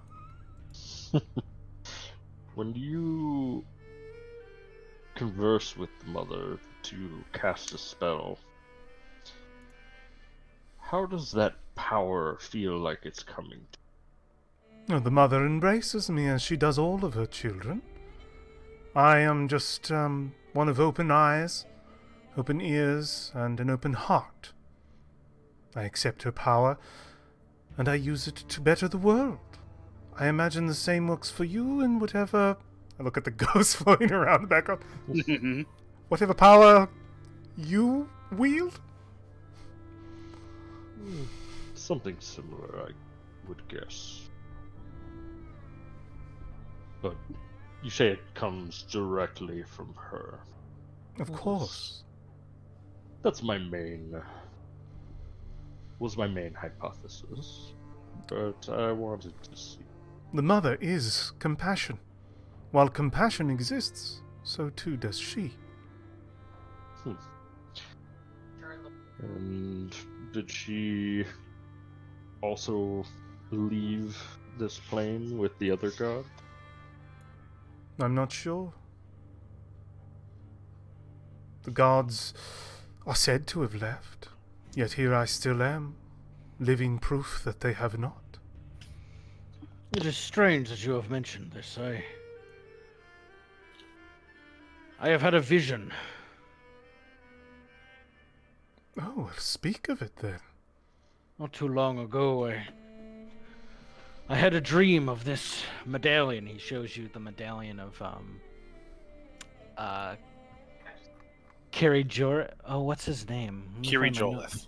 Kiri Jolith. I almost had it right. Yes.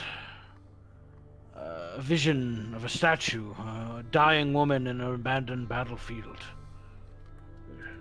It's like a temple. 12 broken statues, and one spoke to me.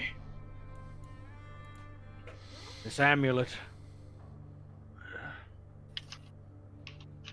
I had it in my dream, and when I awoke, it was in my hands. This is an amulet of a Monduk. I don't know what that is. A Monduk? It is another name for Kiri Jolith. Oh. Well, I have had the visions, and I've been told I'm not sure what to call it. My axe is endowed with some sort of energy. At times, I cannot explain it. Well, it would make sense. He is a god to the Knights of the Sword, and the Knights of Solemnia by mere connection. Was there anything specific that you do in order to invoke this? Me? Yes. I get very angry. I know that sounds such a simple... I know that sounds such a simple excuse, but it's true. My rage is channeled. It condenses the energy into my blade. I cannot explain it. It is odd. Kiri Jolith represents courage and honor in the battlefield.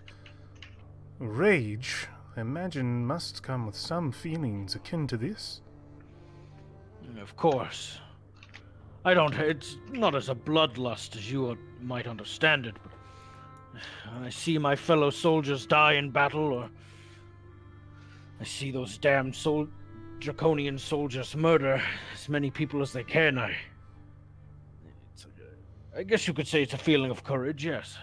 And being the god of holy warfare, this all makes sense. You should hold tightly to that sacred object. If it was given to you, blessed by the Emperor himself, you should hold tightly onto it. I shall. When did you develop your powers? When did you... Oh, I was a very young girl. It was before I was taken in by my family with the Kulinesti elves. The mother chose me to live when I ought to die. The rest of my family perished, but she saw fit to wield me, and so I will be her sword. And her loving embrace, if I can.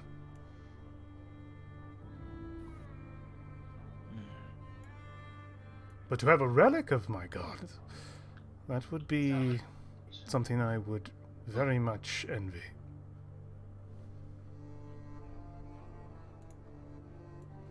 Should count yourself lucky. Yes, I doubt in our travels we'll find anything more of this, but I seek a priest or someone who would give me more answers. There are few priests and clerics who walk these realms anymore. At least from what I've seen. Perhaps you are to become the first. It's far too much of a responsibility. Well, when you are chosen, Thrag, there is no choice in your end of things.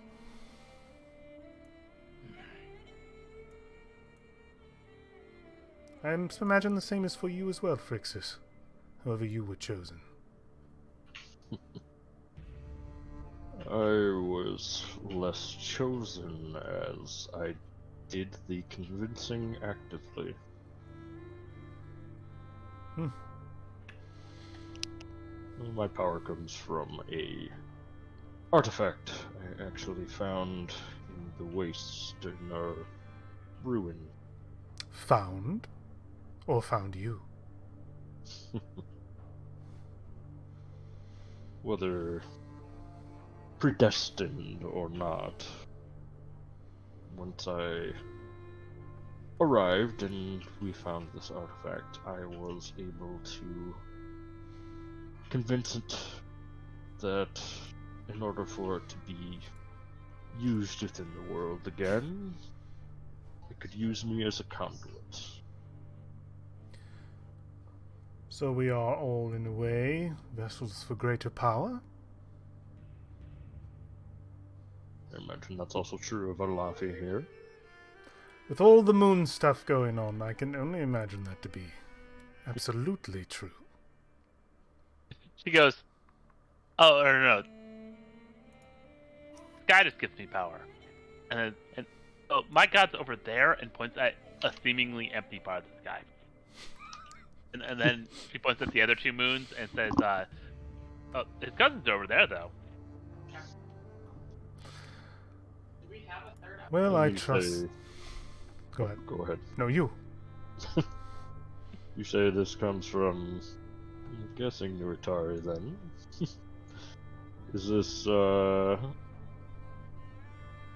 you said it comes from the sky. Is that what it feels like when you pull the power? Pretty sure each one of those is just a spell. Pointing up at random stars. It's just a spell? Is that what you said? Yeah. Yeah. So Okay. your magic must come from somewhere. Interesting.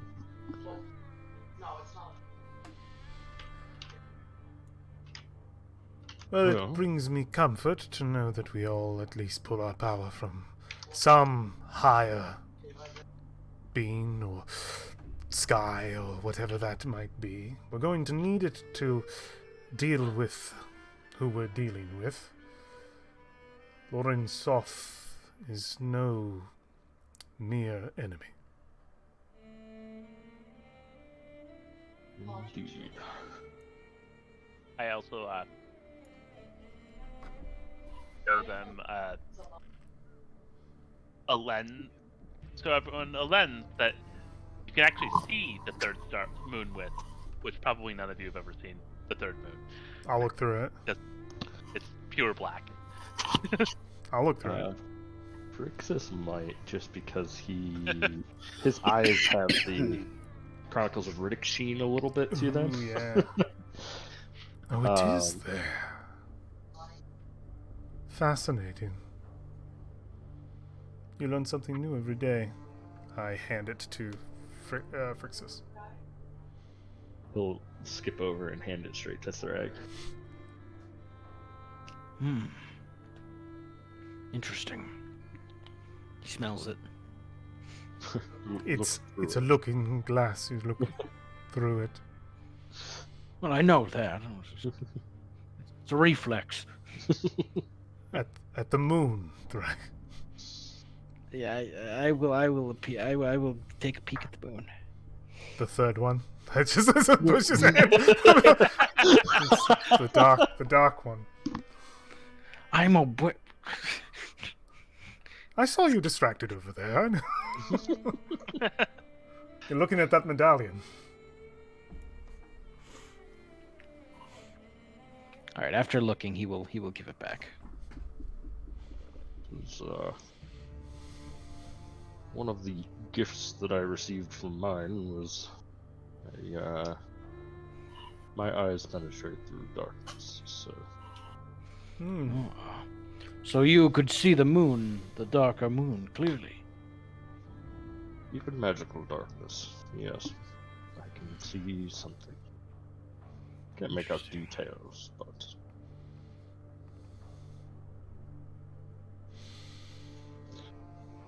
Well, it's good to know we have these powers. better to know our allies and what they can do, but we might be more capable on the battlefield. Agreed. Is that everything you wanted to know, Phrixus? Does that satisfy your intrigue? Well, I would have one other question, and everyone here has already contributed a bit to the question that I had, but if you had to guess where your deity gets their power, where would you think that's from? Compassion and love, of course. Without it, she does not exist. So from emotion would be your... Compassion Pretty is sure other something... deities get power from mine.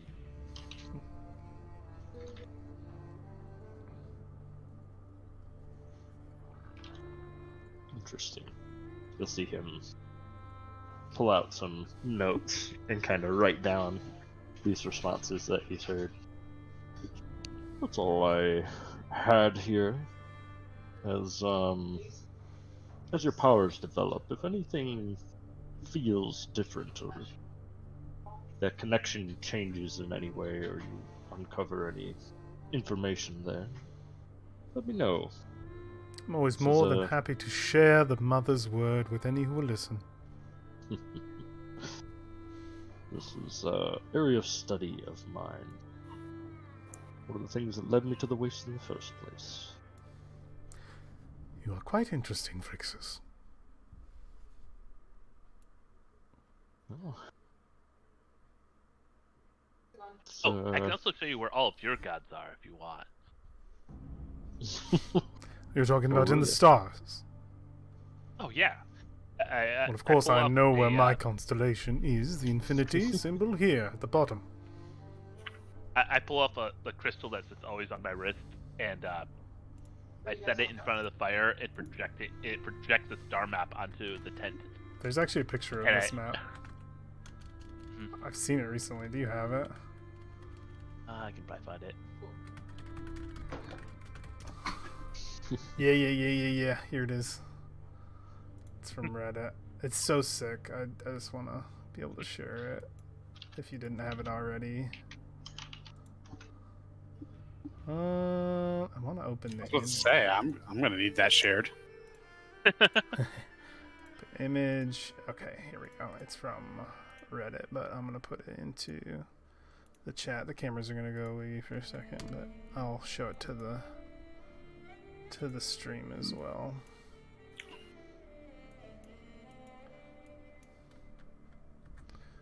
Yeah, it's sick. Definitely hit like more one browser. Mine's at the bottom. I knew it because I saw it recently when I was looking up more about her. Interesting. Constellations for each one.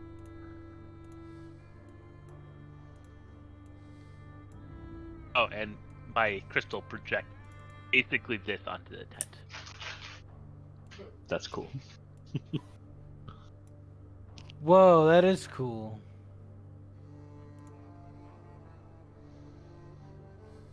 And some of you may have like some recognize the star pattern for the Kirijolis one, because Yeah. that is my summon. It's Oh. imitation of that constellation. Okay. Continuing to further confuse Thrag. Interesting.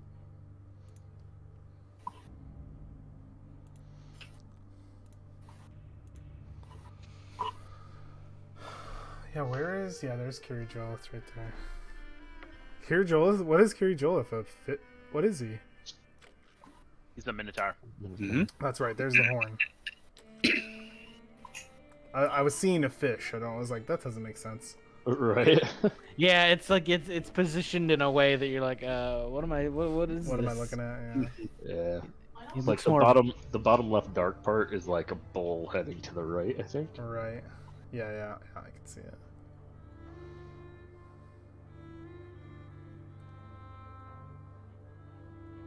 And yours is literally the moon. There it is.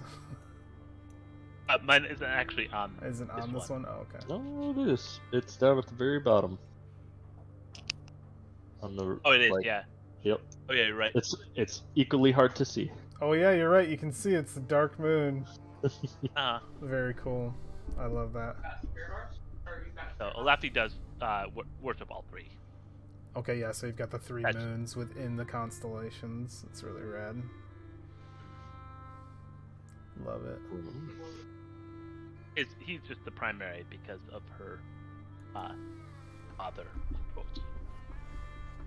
It's interesting. I've spoke to other druids before about how pulling the power from nature, but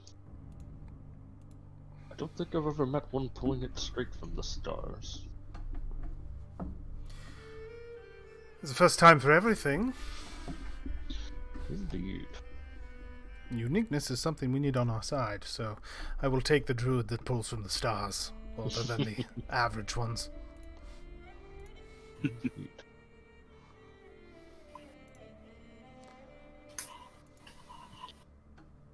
Well, this gave me a lot to think about. Maybe Frixus the distracted Scholar. on my watch. That is how my adventuring days started, yes. Perhaps you will discover something among these wilds that no one has found before, just within us. That is my hope. Well, I'm tired, and I'm going to go to sleep. If you could all get out of my tent, please. Of course not. One of you does stay here, but How is the Laffy in this tent? they Olafi isn't very big. yeah, they just kind of go on their Yeah. haunches. They just kind She's not a Kneel. horse. That's true, but it's just like doing a little deer kneel. Give you an idea, Olafi is probably like about the like her body is about the size of like a Great Dane. Yeah. Like, you're kind of. I was she's imagining big. deer size at least. Just Yeah, she's around there. deer size. Like she's not super big.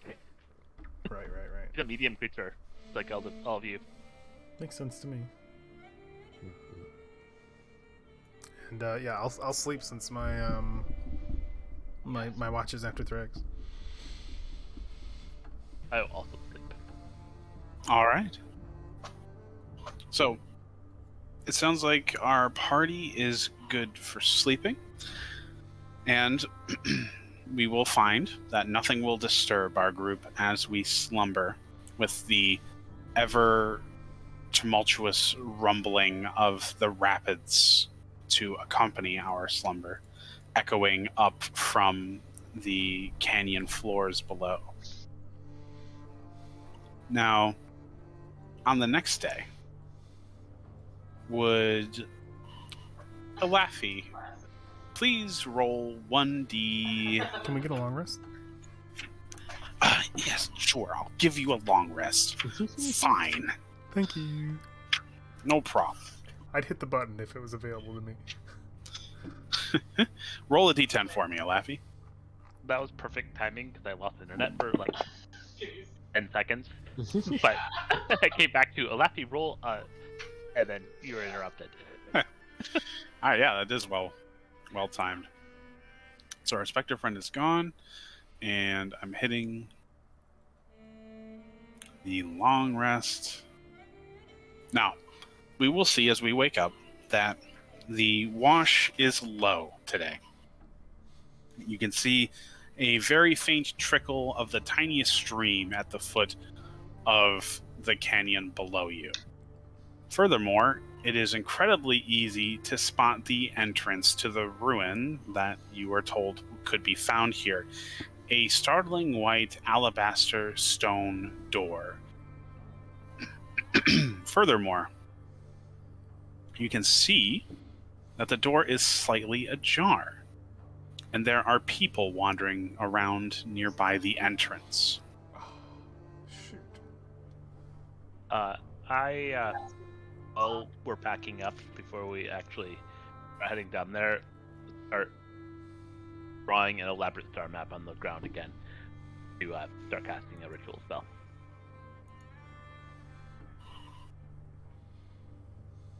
Will do. What ritual are you casting? Water breathing, it lasts like 24 hours without concentration, and it's ritual, so it feels like a safe bet here. You know what? I would agree. Should I do my water walk ritual? Is that a ritual? Let me see. Should I do this alongside you? I think the duration on that one's shorter. Yeah, that's only an hour. It is a ritual, but sure. I'll just do it alongside. Might as well get in that hour water walk. We also have the What else am I gonna panic have? bubble if you Yeah. need it. When else am I gonna have 10 minutes while the water's coming at me to cast this? Well, that's what I'm saying. The panic bubble for my Right. rope trick thing. I mean, I Like a can free one a day. I can cast it at one action and spend a spell slot, but if someone else is doing a 10-minute ritual, I'm gonna do the same thing. I'm sorry, it's 10-minute and like one action. Yeah, it's- Something stupid like that. Right. That's what it is when it's a ritual. It's weird. We'll double up the water rituals here. Mine only lasts an hour though. Yeah.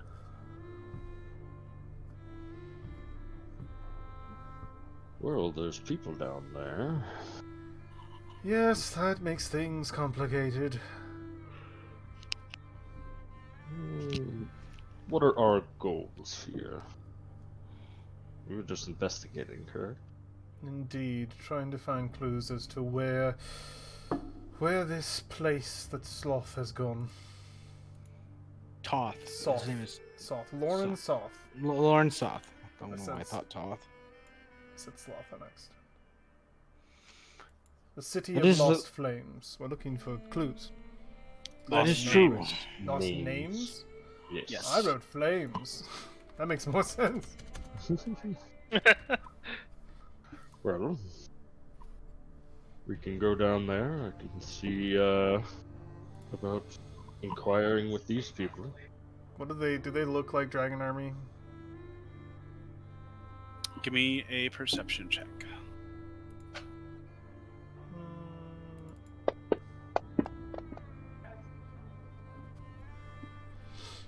So with that 23, you can tell that they are distinctly not.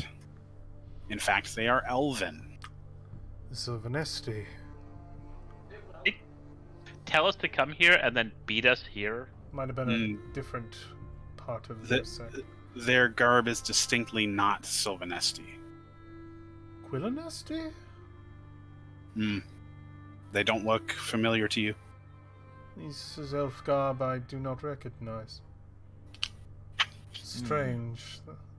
I've only ever known 2 groups of elves. A third is intriguing. Well, shall we go introduce ourselves? Let us hope they are friendly. Oh, just keep your weapons sheathed, and I'm sure. Well, they might look questioningly at me and Laffy, but Do any of you speak Elvish? That's a great point. I do not. It is a good question. I don't remember what I speak. I am well versed in several languages. I do speak Elvish Common. and Dwarvish. I And Tender. don't. It Well, might as be we- good to speak Elvish when introducing oneself to elves. As we figure out how we want to approach these mysterious elves, I am going to go use the bathroom. So if anybody else needs to take a break, feel free to take advantage of that too. I'll Let's do be it. back in a few minutes.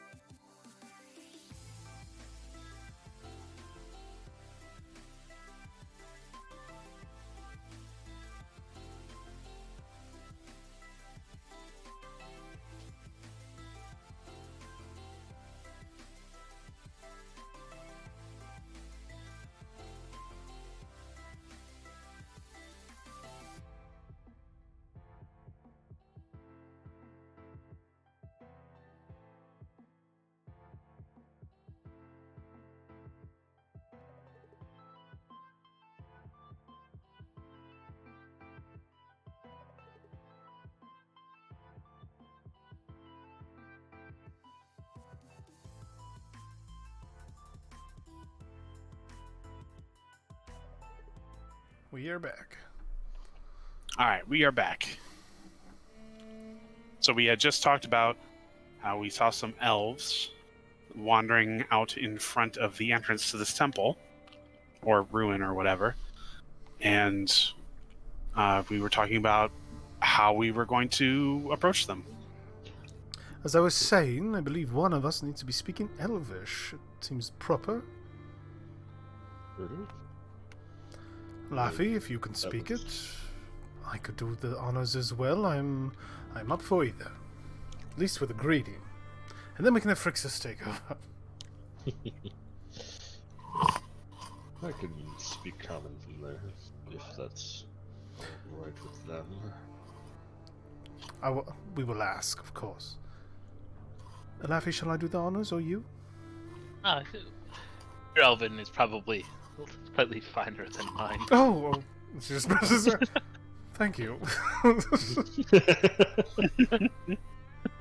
Josephine will be first forward to greet them and ask them if they are willing to converse in common. So approaching Alright. peacefully. So, I was gonna check. Hold on. Oh. Before going down there. Yeah. So I'm gonna cast Armor of Agathis on myself before going down there. So there's just like a little bit of ice on my armor. But just in case. all right. So, it's about 120 feet down into the basin where this door is. It'll be easy enough to find a way down naturally, but it will take about an hour's worth of travel to find it and then descend. No, we'll Or- just jump. We'll just jump. No, I'm serious. I have Featherfall. It's fine. I feel like that's an odd way to approach.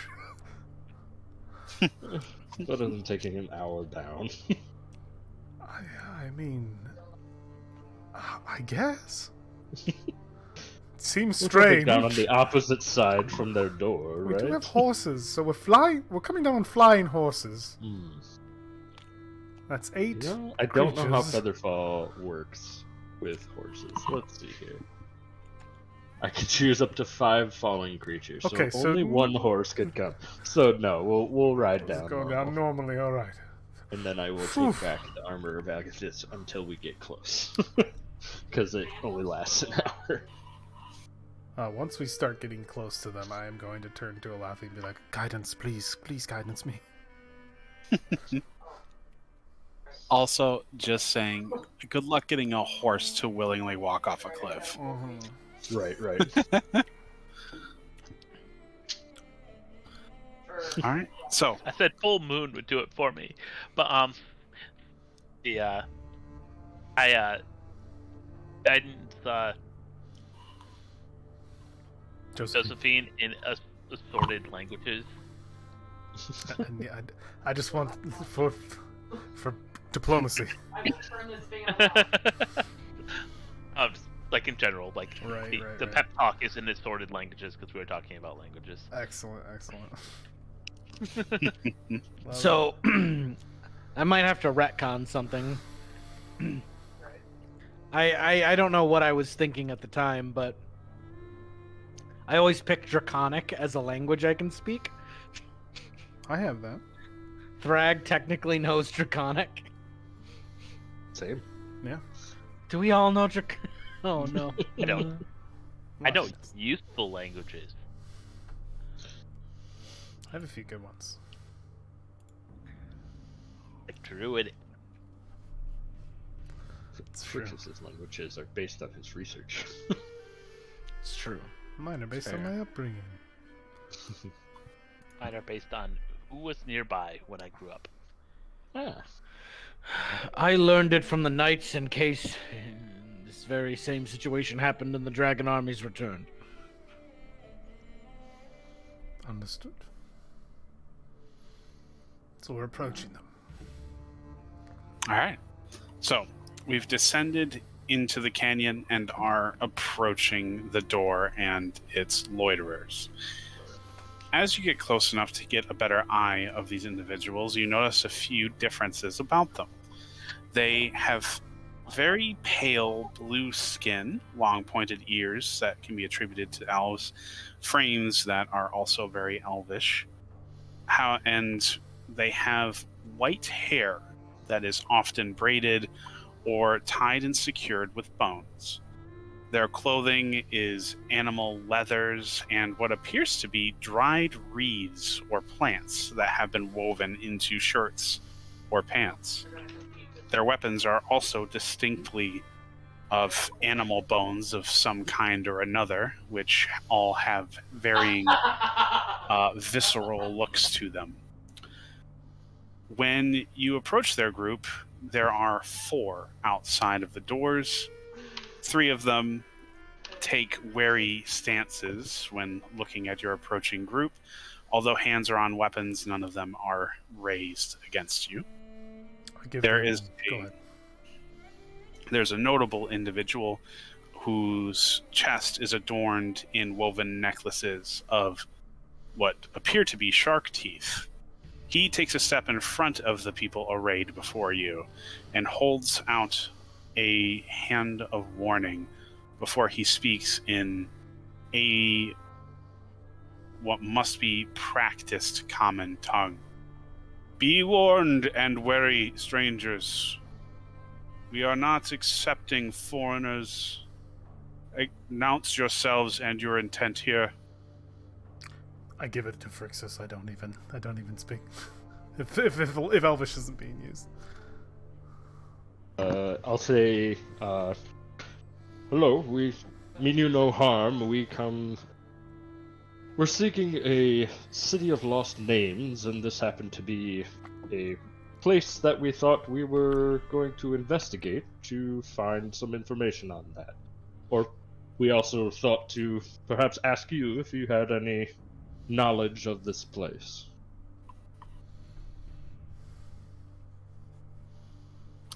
He speaks without turning to the others for clarification, and he answers you in a rather broken common tongue.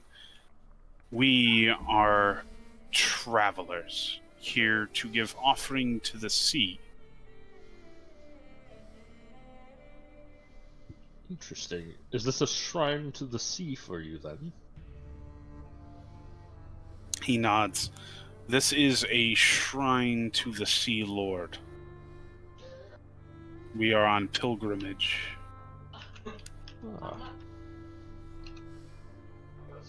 Well, I would love to learn more. If you'd be willing to talk more.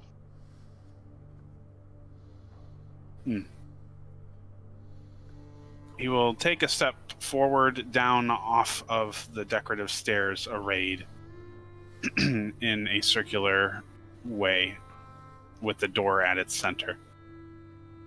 And he will sheathe the spear in a belt at his waist. This is the individual before you. He introduces himself. I am Ishvern Stargazer.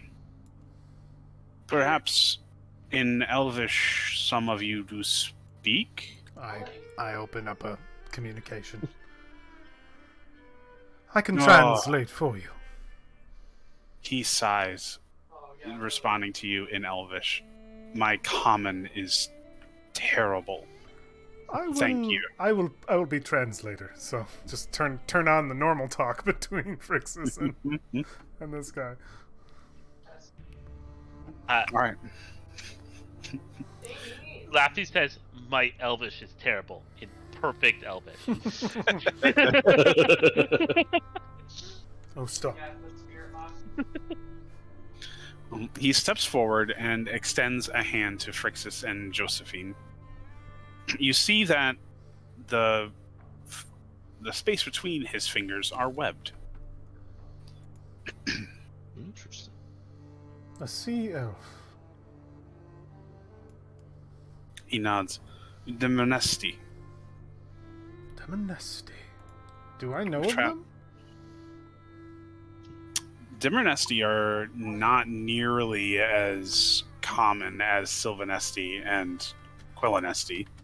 They live in the oceans. which is probably why they're less well known. So I don't. If you would never have had any dealings with them, then I was this might be your unaware. first encounter. I was raised by the Quellenesti elves. I am unaware that there are elves of the sea. It is an honor to meet you. Well, I can say that I have at least heard of the Quellenesti, and I am sorry that your first meeting with our kind is under such inauspicious terms. Our group has been harassed by militaristic groups in the area, and we are more wary than we would be with strangers. I apologize for the cold greeting. The Red Dragon Army's presence is a concern to us all. I translate for We too have been set upon by them a few times. Yes, their numbers are spread throughout this area and have made travel incredibly difficult. I don't know why they are so hostile, but they managed to inflict a great deal of harm on our group, Have you as well as escaping with our priest. Have you encountered a man of this description? I describe Lauren Soth. As I know him from story. He shakes his head. I have had no encounter with this figure, and I find myself thankful for it. Good.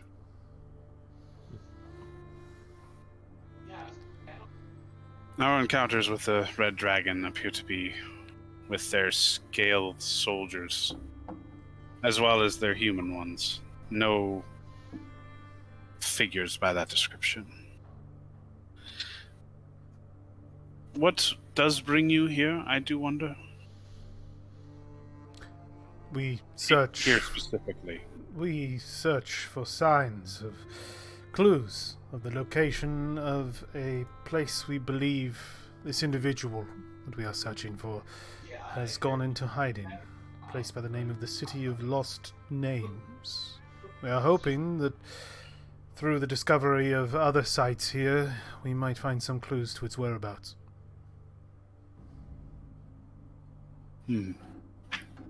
Well, if its location is known to the Lord of the Sea, perhaps an offering to him would reward you with that knowledge. We were hoping to enact the rites today, in fact, if you wished to accompany us. In fact, it would be most welcome, with the absence of our priests. I am an ordained priest. You are? So perhaps you could help us with the rites. Indeed, and of course I will. Is there any customary offering? Although we have brought our own offering, generally a bounty of the sea is accepted. I, unfortunately, am not as well versed as our priest was. I do not know every well-accepted gift. But I am sure any offering given in earnest would be accepted by the Lord. I know only the ways of my mother Mishakul, but I will do your Sea Lord honor in offering this bounty.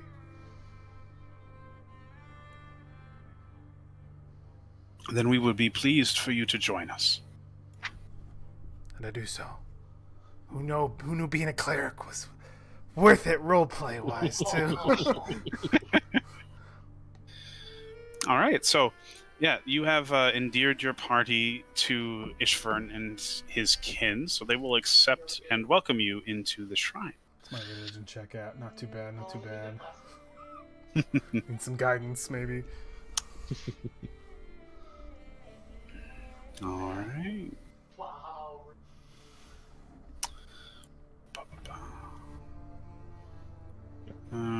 Just gotta get the map. There's a map? A map.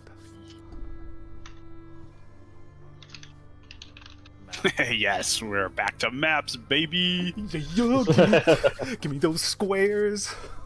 Mhm. This me those isn't a random hexes. encounter. It's time for the hexes. Give them to me. Hex, square, lines, it doesn't matter. Rulers. Just get me on that grid. Let me move grid's- my circle. The grid's not showing up for me though.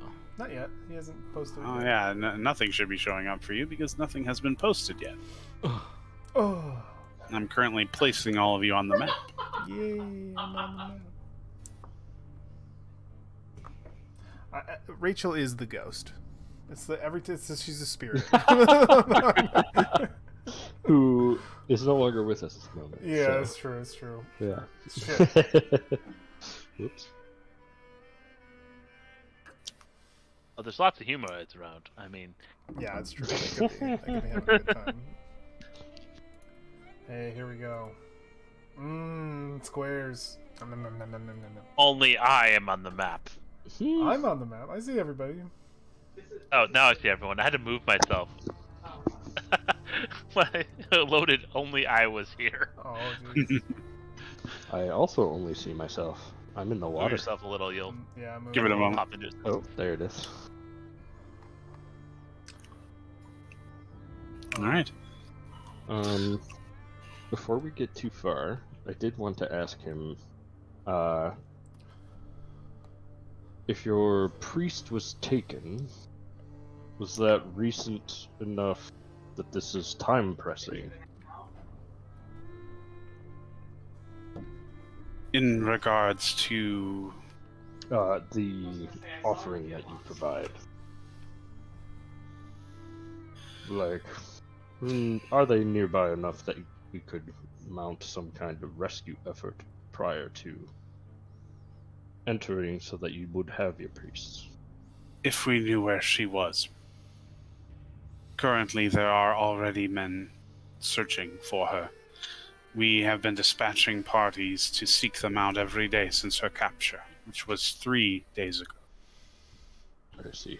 But unfortunately, I am unsure if we will even find where they have dragged our captive companions to, and the tribute must be made regardless. If you know where they are, I would be more than happy to reward you for returning them. If I Have you- knew, I would tell you, but unfortunately, we have only met scouting parties and those waiting in ambush. A familiar story for us as well. But I would also ask then, if you do happen to come across any of our people in your travels, tell them that we still do remain here. Absolutely. Certainly. But if you wish to help us make the offerings, then we may proceed. Indeed. Lead me to the ritual location, and I will begin the rites.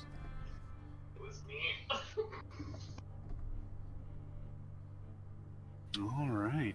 So what stands before you is an ancient, algae-covered double door made of white granite. It is etched with an eroded image of a majestic bird with outstretched wings. 1 second.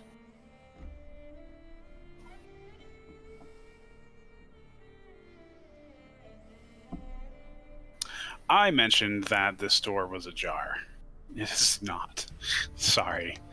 And beyond that, he also doesn't know how to open it.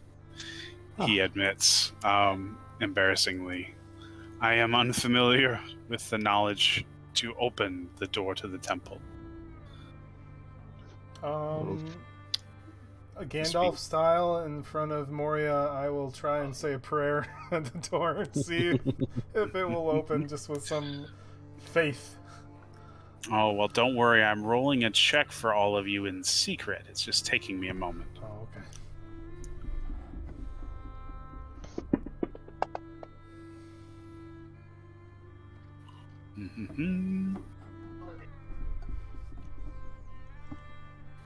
Josephine and Alathi. Although it is significantly eroded, both of you recognize the bird on the door. You recognize it as the blue phoenix, the symbol of the god Habakkuk, god of seas and animal life.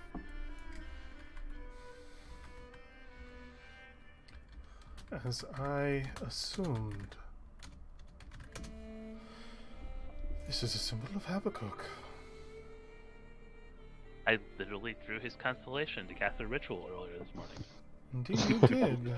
I was not sure if they were one and the same. Josephine, in fact, as you intone the name of the god, the doors magically swing open for you. And there we go, friend and enter. And as they do so, you see that the inside of the temple is filled with water. 2 feet of it, in fact, that begin to spill out into I walk over the ground around you. since I'm walking on water. All right. Ishvern steps inside with wonderment on his face, and he gestures with a hand towards the door, or rather the passageway to the west. He says, "Come with me, I will show you this rite, at least I do know."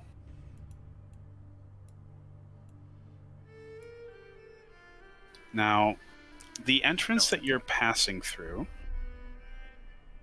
is a long room stretching out into the distance, its walls carved with motifs of rolling waves.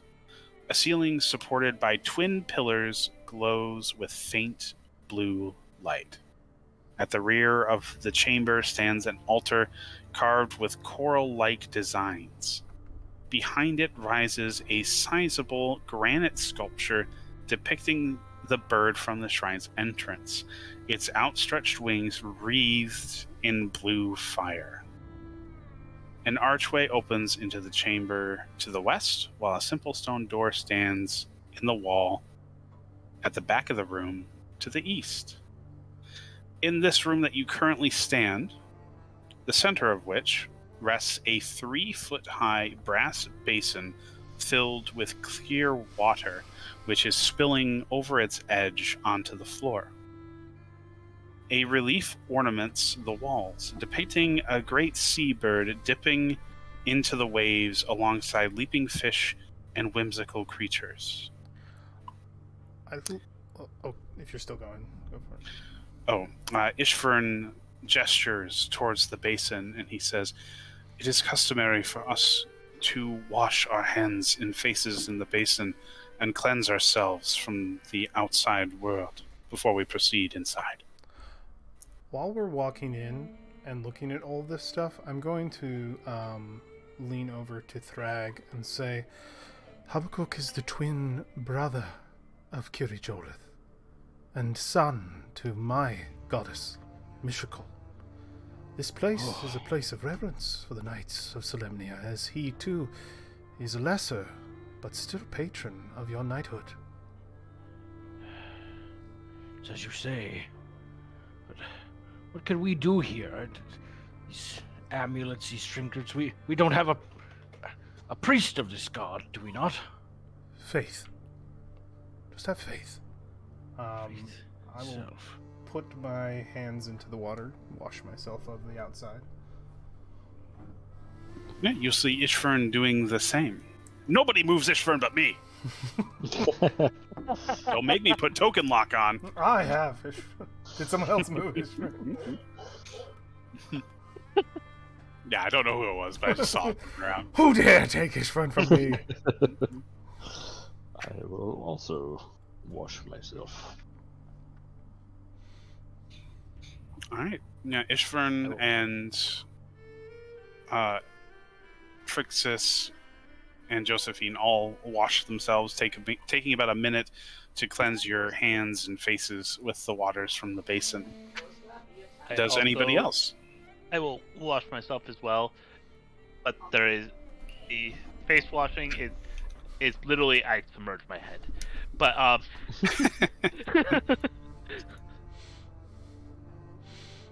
let's wash your face too. Oh. Thrag will wash his face. Okay. So, the party, as a unit, decides to wash themselves, and as you do, you feel an unusual sense of refreshment roll through you, as if your body were cleansed and sanctified in some way. You feel far better than you would have had any right to moments ago.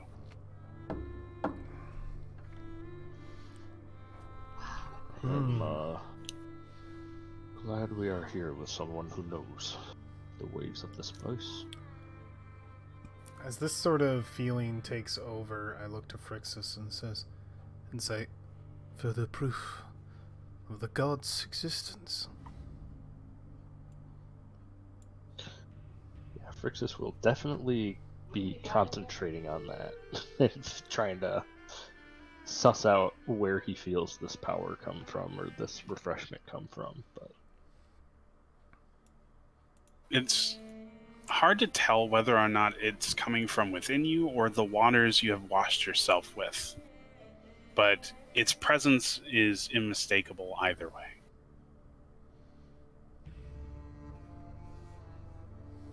Now, Ishvern steps into the hall that you had walked through to get into this side chamber. And he says, ahead is where we must go to make the offerings. He gently pats the bag tied to his hip. But I am no cleric. Josephine, if you would, please lead us. Yeah, he has the offering with him. Yes. I take it and I say, it would be my honor. Oh, he does not hand it to you. He says, in time. Okay, he's not offering it to me. Understood. I will lead us to the chapel. I am preparing a ceremony spell. I feel it is thematic.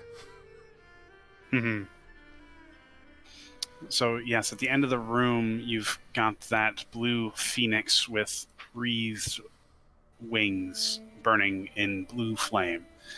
The altar ahead of you is, although of a similar stone as the sculpture behind it, rather plain, and it has no indication that it serves any purpose other than to be perhaps a decorative one. Ishvern takes this time to say, I do know that although this is a place where worshipping is done, this is not where offerings are accepted. I think it's further in. Through this door. He nods. I will approach it and move to open it. All right, you open the door. Phrixus will kind of bow to the phoenix before moving on. All right, Phrixus, what did you say you were doing again? Bowing to the phoenix before moving on. All right. I kind of nod at it. Thrag would do like a solemnic bow, like a knightly curt. I am saying a prayer to Mishikol to guide me in the ways of her son Mhm. and how best to approach this situation. Yeah, you step into this room, which, although it does bear some decorative ornamentation on the walls, similar to what you saw in that side room with the basin, this room doesn't appear to serve any function beyond a door at the far end. Which I continue leading us towards. All right. As you step towards the door, Phrixus, what were you saying? You said there's stuff on the wall? Yes, an a slightly eroded ornamentation of birds and sea life being whimsical. Yeah, Frixus would definitely be looking at that as he's walking through. Okay. Yeah. And Josephine, on you see that the door bears an inscription written in Elvish. It says, "Honor those who came before and walk on." I use a first level spell. I'm wondering if funeral rite is one of the ceremony abilities, but I need to touch a corpse, which I don't have one, so I don't know that would apply. Honor those. I think I'll just, without any other guidance here, I think I'll just say a prayer to those who we've lost along the way. Oh, there's guidance. Oh yeah, I know there's a guy. I think I will just say a prayer to Mishakol, her son, and her husband Paladin, to sort of honor those we have lost, who wielded great good and attempted to the best of their ability to follow in that path, and we now take their place in their footsteps. Excellent. You see that Ishvern doesn't quite mimic every action you take, but he's watching you intently, and whenever you make any indication of doing something reverent or holy, he does his best mimicry of those actions. Okay. After I finish my prayer, I will attempt to open the door. All right. You reach out, and the door opens freely for you. I look to the others and I say, before you step through this threshold, honor those who came before. In whatever way suits you best. She steps through. All right. Ishvren will step through as well. In this room, which bears the same stonework as the previous, you see that there are alcoves to the west and east of this chamber, holding waist-high stone sarcophagi sculpted with images of shells and graceful sea creatures.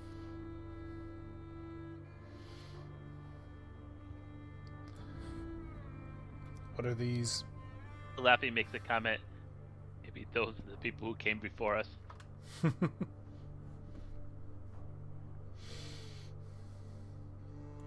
Yeah, what Just would, walk around the side here.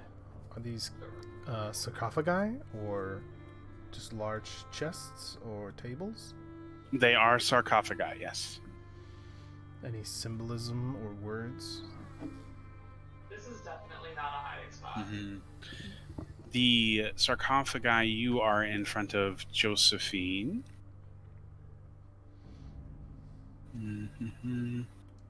There's an elven inscription written on one of the shells. Auenthel, our devoted first priest.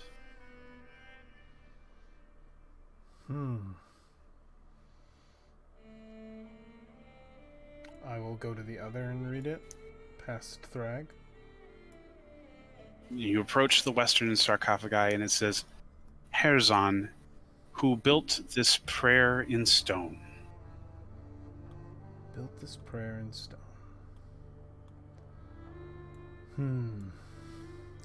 Do I have any religious insight as to what we should be doing here?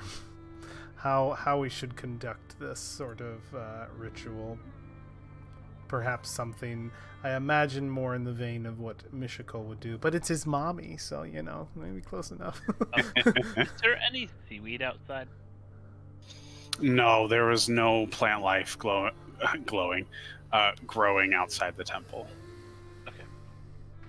And Josephine, the words written in the door that open to this place ring in your head as being a notable detail for perhaps this area.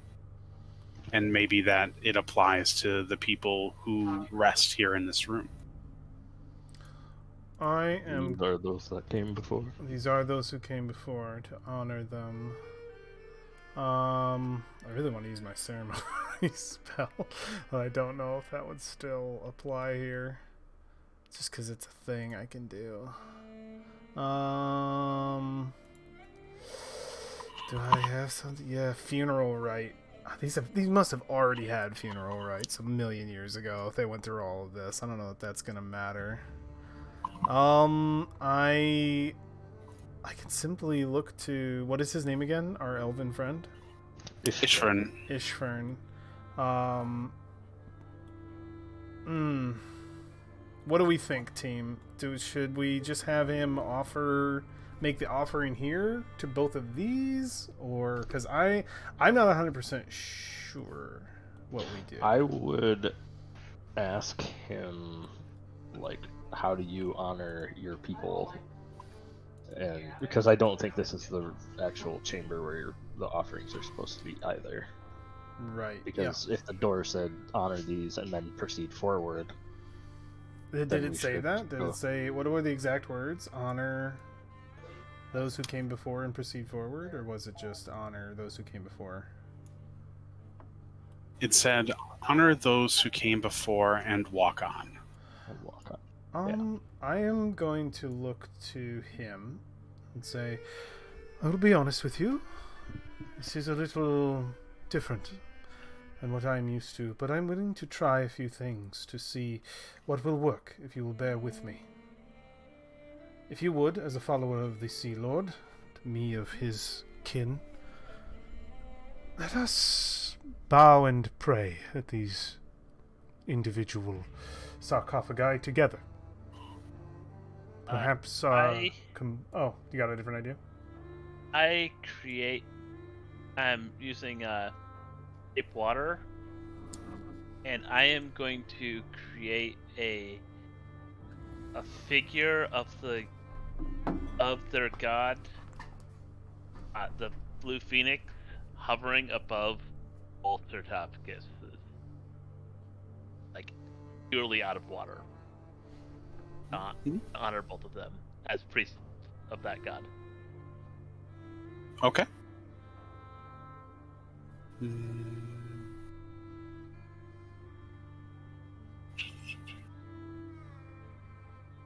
Checking something really quickly.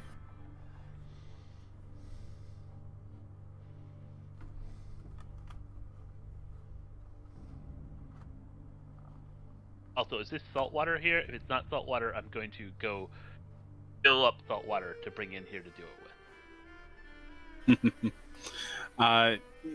The water is clear and clean and purified. Oh, okay, then I won't bring salt water in here, I guess. Will do.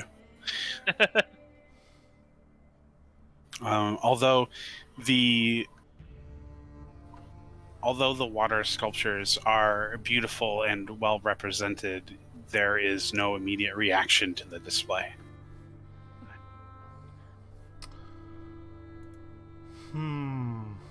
Yeah, I want to ask him what he would normally do to honor Habakkuk. To honor Habakkuk, we give unto the sea its gifts. To honor those who have departed, a offering to their shrine or a prayer in reverence. She will point to the other sarcophagus and give the same instruction she did before, that they will, both him and I will pray at the individual sarcophagi. Do you wish me to stand at the other shrine? Or the other? The other. He will stand over there and look at you from across the room. Say a prayer. Bow. Honor those who came before you. Read the words and think of them. And I turn to do that. To here and bow in reverence. Okay. Yeah, he will see Ishvern turn and place a hand upon the sarcophagi and close his eyes for a quiet moment. Josephine, what does your prayer look like? What does it say on this sarcophagi again? On the eastern sarcophagi, it says Awenthal, our devoted first priest. I will pray of the strength it takes to walk first in faith, to be the first among many to find that path and to walk upon it, and that many who follow behind you, it is a great weight that sits upon one's shoulder. I will honor that action that they took and pray for their peace in their life to come after, for all the work they have done in this life. All right. This will be a quiet moment for those of us in the room, but after some time has passed, I will return us to our previous playlist. YouTube. There we go. It had rolled over. Oh, okay. But after some time has passed, and your prayers have been given to those who came before, you hear the soft and gentle grinding of a stone. Phrixus and Thrag, both of you will see that a passage to the south has been opened. Yeah, Phrixus will have been kind of doing his own small prayer from not directly in front of them, but will then say the way forward has opened. And we shall walk it. Well, the priestess had never mentioned this part. We are grateful for you to have been here, Josephine. As I am grateful as well. All right, you proceed up the stairwell, and note that there is no water in this part of the temple. Steps ascend into a room covered in thick, black algae. At the center of the room stands a well from which emanates the sounds of distant waves and the cries of seabirds.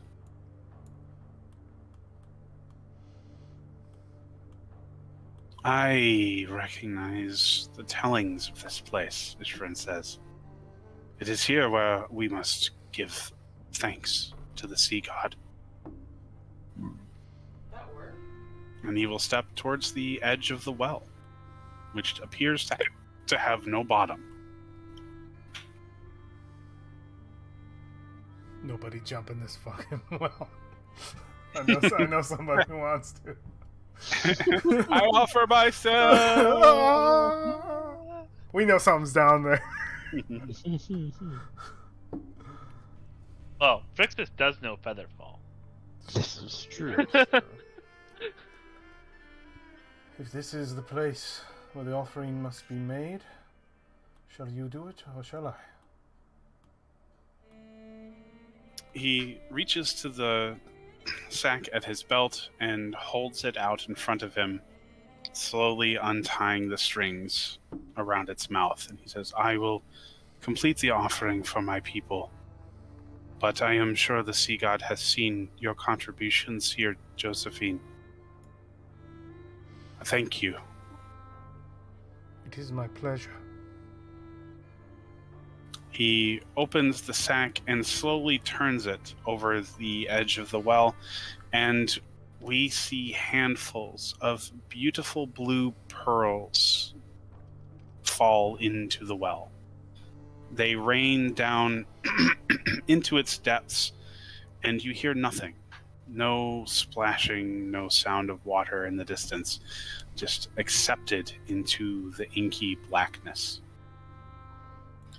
It is as he completes this outpouring of pearls and brings the bag up, you see that he has held some within it.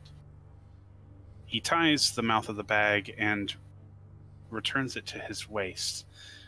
But that is not what gets most of your attention. Excuse me. as you feel something within you, a presence of strength, internal and resounding. You feel as if your body is flowing through the surf upon the beach, as if you lay in the warm, welcoming waters that gently lap and surround you. You feel at peace, and you feel a sense of calm and warmth that you have not felt in some time. A blessing You of are- the gods. You have all acquired a supernatural gift. This gift is known as Habakkuk's Blessing. Yeah.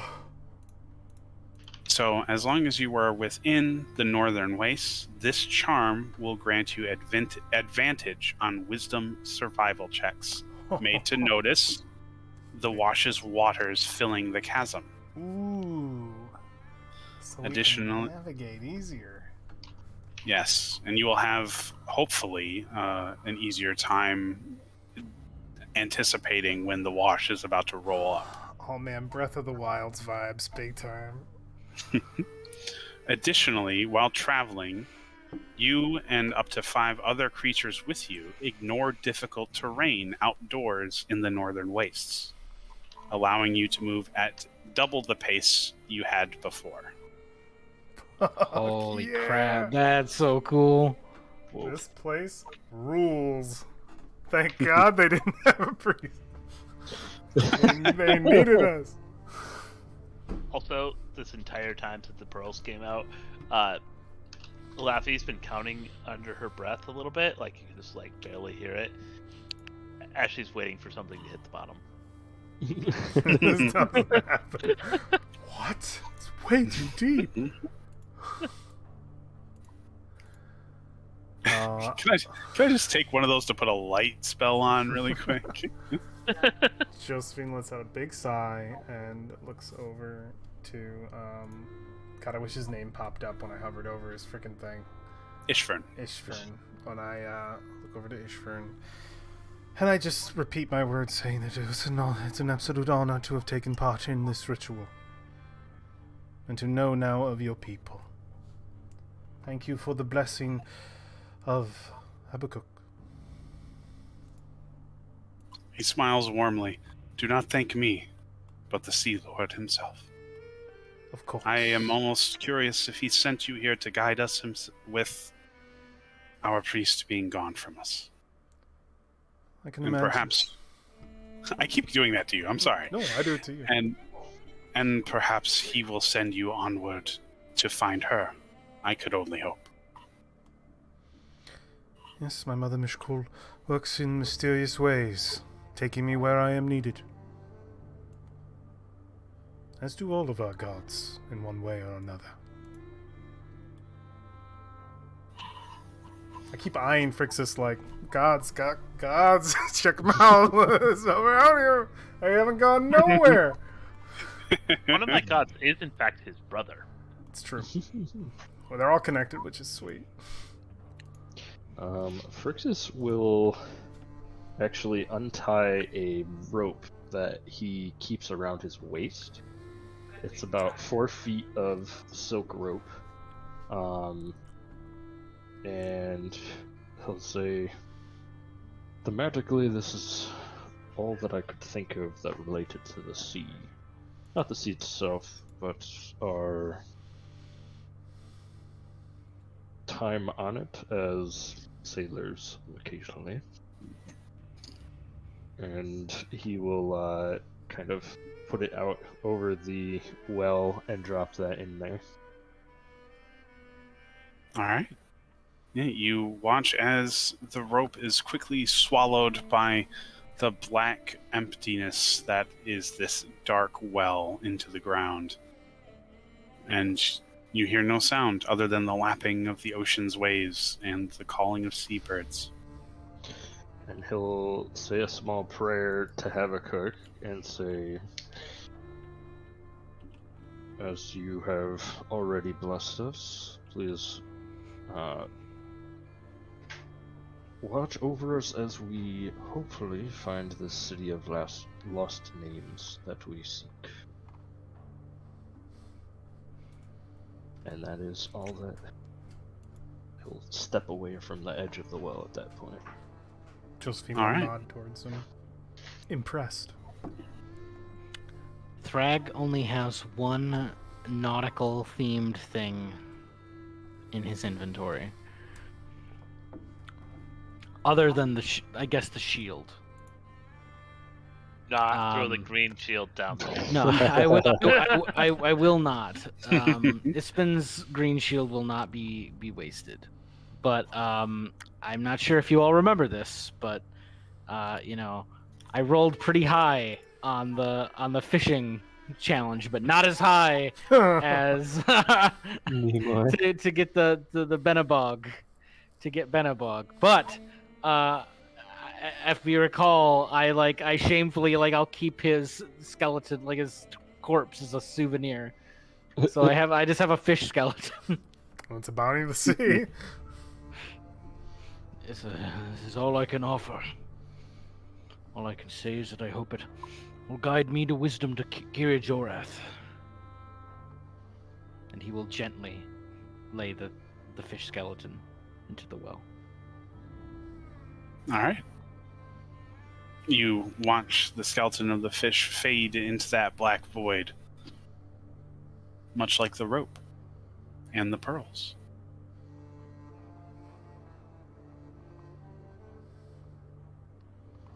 After a few moments of solemn prayer and contemplation, Ishvern will look upon the group and smile warmly.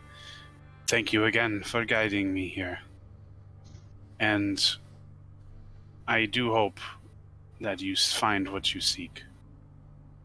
I will be returning to my people, and I will be letting them know that we have achieved what we set out to do. I think we will follow you out.